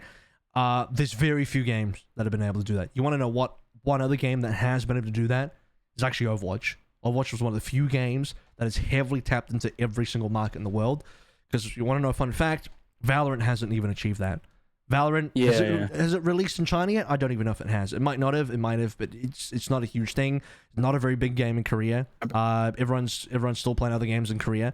And it does okay in the Asian markets, I think. But it's a very NA centric game. It's very Western game. Just because there's not that many. I mean, this is just going into Valorant, but it's just not like that good of a game, to be honest. Just straight up, there's better games that do it better. Counter-Strike does it better. Crossfire in Korea does it better. That's the thing. For these people, People in China would rather play Crossfire, and people in Korea would rather play Sudden Attack. You have to ask the question, why would they rather play those games? And those are CS clones, by the way. If you don't know what Crossfire is, Google it right now, and you'll look at it. You'll probably wince at it. You'll cringe and be like, what the fuck is this? This is like some 1.3. People love it. Because some CS 1.3 looking ass game. Doesn't even look good. Yeah. Why would people play this over CS or Valorant? But that's what people are playing. It's better. Because it's fucking better. And, Fortnite has no appeal in the Asian market, zero. PUBG doesn't have much appeal in the Western market anymore. It's a very Asian dominant game. And only games like Overwatch and League of Legends truly have a legitimate global appeal. I'm serious when I say that's the truth. It's lost a little bit of the Western appeal because Fortnite came out, and the pro scene and the competitors like, well, it's a little bit getting a bit hard to compete with the Koreans, always has been. But plus it's got a price tag. I think if it didn't have a price tag, it'd be more available to literally everyone. Especially in the NA market when you have to compete with the Fortnites and all that kind of stuff. Yeah, but is that also an excuse? Is that like also an excuse that it's not free to play, kind of, or no? What excuse? How? What do you mean? Like an excuse that the game's not as popular as you'd want it to be. The fact that it got as popular as it was for not being a free to play says a lot. I think that's a big sign that. Yeah, it could be like a Battlefield or something. With a free to play, it could have been fucking even bigger than it was. It's one of the only true games I experienced that was like a global phenomenon. I'm not just talking about player base now. I'm just talking about how much media was surrounding it. The fact that it even overtook League of Legends in Korean PC bangs for whatever amount of time it did that's like impossible. By the way, that can never happen. Only Overwatch has ever done that. It's crazy. So I think the potential is there. I think the potential for it to be a game that actually grows year on year, that doesn't just have a good year one, that can have better years as it goes by, it should be there. And the reason it doesn't is because I think in Overwatch 1 they kind of the content somehow made the game worse, because it could be balancing reasons or design philosophy reasons, which is why I'm so glad they're re-rolling that back and saying we fucked up. The healing's too strong in this game. It's not deathmatch enough. You can't frag as hard. We want people to frag more. We want everyone to have more agency and do their more own thing. That's important. That's huge. That's so sad, dude. I have like a quick story about Overwatch. I went to Korea. I went on a Tinder date, and we went to a PC bang. And in the PC bang, the girl there was during Gauntlet. Yeah, I went on a Tinder date during Gauntlet. Yeah. And we were at a PC bang. I didn't have anything to do because I was just there to watch the games, obviously, and be an asshole in the crowd. So we went to the PC bang, and I just we were playing, and the other team was playing a meta composition. They were playing Sigma, and they were playing Orisa, and they were playing Moira, and they were playing everything meta. about the game in quick play. And the girl I was with, she really liked Diva. And she was getting fucking shit on. She got like 0 kills, like 20 deaths. She kept losing her mech, and I'm like, I had to explain to her. I had to keep calm. Like I was like, because she was noticeably bored and like upset, and like she was like, I don't want to do this anymore. Kind of like it was that bad. And she was just getting Sigma Rock. She was getting everything. I'm like, they're just playing meta. Don't worry. They're playing the video game. This is what I was trying to explain to her. I was like, it's okay. They're playing the video game. People usually don't do this to have fun, you know. And I don't know. I didn't know how to explain it to her. Besides, I was like, damn, that's the casual game right now. Half of the games you play against some sweaty tryhards that just play the meta, which is Sigma and some boring ass characters, and that's just how the game is. Is everybody plays these meta characters, and everybody in quick play is bored as fuck. Quick question. Hopefully they can dabble back into the rule of cool and just give characters some fun fucking abilities, let them have fun, make shit broken, and make some broken shit. I'm gonna address that story, but well, the real part of the story. But the first part I want to address in the story, was this before we met in Korea? Before Gauntlet? Yeah, I think so, because we were. I don't remember though. There was a lot of times we met Artosis and stuff. Were you there for that when we and Tasteless and those guys? I met that. I think. Oh, well, the timeline's blurred for me. That would have been after. I can't remember anymore. I don't know. We were there for like a month. Me and Fried kind of made it like a vacation almost. Oh, okay. Well, yeah, you were there for a month. Then this is some. I wasn't part of. I was there for like a week, so you know that was like 3 weeks of extra shit. Yeah, this was before me. Yeah, we were there for like an entire month. I think the casual gameplay experience is very important to nail down correctly. And this is where you have to ask the question. This is where I don't look at the current player base at all, because I don't think they know what they're talking about. I look at the player base that are left, because that's the casual player base that you really need to address and figure out why they're left. Because the player base now, they're kind of crazy. They want... And when I talk about the player base, if you're listening to this podcast, you are not at all who I'm talking to. These are people who are absolutely not listening right now. These are people that to find them, you'd have to go on the Battle.net forums or worse. I don't even know what worse is, but I have to imagine there could be something worse than that, where all the casuals flock to. But these are people that legit. I think they want DPS deleted from the game. I think they hate DPS so much they want DPS deleted from the game, and they want to play a game that is literally not even a first-person shooter game. I think that's who they are, if I could like nail them down. When the true wider audience of people, and I know this because they've spoken through the fucking queue times, what is always the thing that has the highest queue times? DPS at every single level, every single rank, quick play, you name it, across the board. Always DPS. People don't want to play tanks. People want to play DPS. Some people want to play support, but everyone wants to play DPS because everyone wants to frag. You're playing an FPS game. You need to make an FPS game where people can frag, so that, you know, the people that want to play FPS games will come back, because those are the people that left. You need to be making a game that, in terms of casual appeal, is basically like, well, who wants to play this game? All the DPS players. Cool. Make the entire game DPS. At this point, delete tank, delete support, make the whole game DPS. And when I say that, I don't mean literally delete tank and delete support. I mean, make the tanks more frag heavy, make the supports more frag heavy. This is why I'm not a fan of like the whole Moires and the Mercies, and I'm a big fan of changing tanks to be more frag heavy, more brawly, because you want all positions, every single character you can play, to have that kind of power, so that it appeals to the FPS players who left, because and the ones that remain here, they still want to play DPS. Everyone wants to play DPS, so make the whole game DPS, and then your casual gameplay experience is fixed. That's true. I think I agree. Yep. Yeah, ended on that. We should make the game all DPSs, says AVRL. Make them all. I know you don't mean like that. I agree. 100%. Yeah, I do and I don't. And, you know, and it's like, fuck it. Every other FPS game is literally that. Everyone's just DPS. You play Valorant, you're all just DPS. You play Fortnite, you're all just DPS. No roles. You play Apex, you're all just DPS. Like, there's in FPS games, there is no role where you are just the bitch. Like, that doesn't exist, and that's not a fun role. You don't just sit there like, I'm the bitch, I'm just gonna die now. Like, that just who's that for? Well, those are the same. It's the Roblox like high school RP players. That's them, dude. It's those guys. And, I want to be a rectangle man.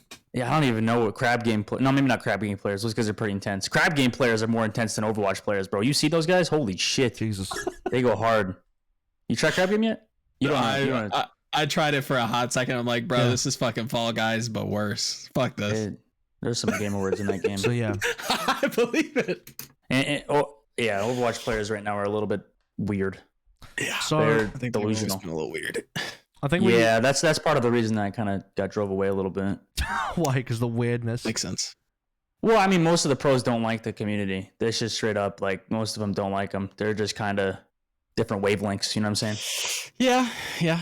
That's the pros are the people that want to play DPS, Also, and then you got the also exactly, and you got the people who just want to play for some reason. I don't know. They like I said, you go on the BattleNet forums. They have the complete opposite opinion of me. They want to delete DPS. They're like, oh, these whingy DPS again, who get everything in the game. It's like, yeah, it's a first-person shooter game. Do you not know what you sign up to? Like, Jesus Christ. It's a weird game. Yeah, like that's the game it should be. And then you would also have a game that ideally caters to a more competitive market anyway, because you don't ever get when you look at games like Valorant, 0 people that I've seen ever in that game negatively react to the esports in terms of like, oh my god, why are Riot doing this? Why are Riot making a champion skin for the esport? That's why are they pushing the esports? Whereas in Overwatch, you literally see that shit. And again, the BattleNet forums are the worst for this, where they're like, oh, Blizzard are forcing the esport down our throats again. They're doing things for the esport. Like, why would they do them? Like, bro, shut the fuck up. Yeah, like, Valorant was like made to be an esport almost too. Yeah, it was very much, we're going back to the roots. We have this clear vision, and that's something that I think Overwatch has almost never had. I've been very outspoken, going back, looking at, like you said, Dustin, 2016, we could pick whoever the fuck we wanted, however many times. We could have 15 Zenyatta's in a game. I don't fucking know. Well, the game you could do whatever the fuck out. It was. Yeah, there was such a lack of vision that it has snowballed into this gigantic problem where there is a division. It had of a the vision, communities. Joe. It had a vision. They just didn't land on it properly. They just didn't nail it down. It took them a while to figure out that you can't have 6 Winstons in the same game, Right. And I don't know that is sure, if you want to call that the vision, then yeah, I would say it's a pretty bad vision. Well, they just didn't realize the game would be broken in that kind of way, and they wanted to have a sandbox experience where like, well, the people can just play it how they want, but nope, at the end of the day, I don't think you can let people just play how they want. You kind of have to dictate how they should play, because otherwise people play the game wrong, and when they play the game wrong, the game is shit, and then they'll blame you even though they played the game wrong. But also, I mean, it's partially the dev fault for like just allowing stupid people to do stupid stuff. It's like, no, you gotta treat people like children sometimes, and you gotta herd the children, and you gotta be like, no, this is to a degree, this is how you should play the game, little Timmy. Because they don't. Yeah. So, but League of Legends is the same. Like they heavily market their esports within their game, and no one complains about it. No one ever complains, oh, they're pushing their esports. It's like, yes, and that's a good thing. Yes, this is what real games do. It's for some reason the Overwatch player base is, from what I could tell, especially back then, had such a crazy aversion to the esports like I'd never fucking seen in my life. And it is bizarre. Maybe with a more hardcore audience and an FPS audience, we wouldn't have that. We would be doing away with that. I think that's certainly possible, right? If we stuck, I think Surefour back in the day had like a great like tweet where it's like they're trying to do 2 things at once. You kind of just have to pick a lane. And if they do, maybe we do get that more acceptance of esports into the casual player base. It's tough because there's a lot of whales. You know what I mean? Like a lot of you guys know the term whales, right? From like basically just for people that don't know, like it's just a person that just spends a shit ton of money on one game or whatever, right? They're just like suckered in. They love everything about it, and they're just gonna spend thousands of dollars on it. Yep. Overwatch, I guess, has that market. Like they have people that do that, and that's a majority of these players on the BattleNet forums. That I don't know, their walls are plastered with Mercy fucking posters, with whoever their favorite character is, with pillows, with toys, all that kind of shit. And that's who's complaining on the Reddit, because they don't like the actual game. They just like the idea of the universe, the game and which is why the PvE is exactly the experience they're looking for. Yep, that's it. You've got your game. They want the lore, they want the story, they want the universe. You give them an arcane, you give them a PvE. They have their side of the monkey bars to hang on, and we have ours. We're all happy. All the people that have their Mercy, pillows, body pillows. For you, the PvE is perfect. That's exactly the gameplay experience you're looking for. Us McCree pillow guys, we're gonna PvP. Exactly. Us Cassidy pillow guys. Yeah. Oh shit! Sorry. Want to be rugged. No, it's a bad habit. It's a bad habit. It's so ingrained.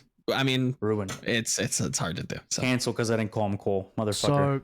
So, all right, man. Any final thoughts? I mean, we had a lot of thoughts today. Anything you want to close on, Dustin? As we sign off. No, nothing comes to mind. We talked about quite a bit. A lot of Overwatch 2. We gotta wait. Still 2 years, so this is kind of a cuck situation. A little bit. Yeah, I'll play some more Go Halo and sit there Apex and watch. while we wait, I guess. Yeah, those are fun games. Fuck it. Anything else? They last. Enjoy our time. Thanks for having me, guys. I appreciate it. This was fun, though. It was a good time. Yeah, it was. It was a good time. Good catching up. Yes, sir. Alrighty. Well, that's a big tangent of an episode. It feels like we did like a little side story there. This is when you're doing your main Star Wars movies, and we went on a bit of a Rogue One side story here. But thank you, Dustin, for coming on the show. Pleasure having you on. Pleasure talking to you as always. And next week we'll be back for 203. With maybe with Yiska will be here, and we'll maybe talk about rosters a little bit more if there are more developments. Otherwise, we'll figure it out, I guess, because we'll see what's available on the horizon to address. But thank you guys so much for tuning in. Thank you again, Dustin, and we'll see you next time next week. See you later.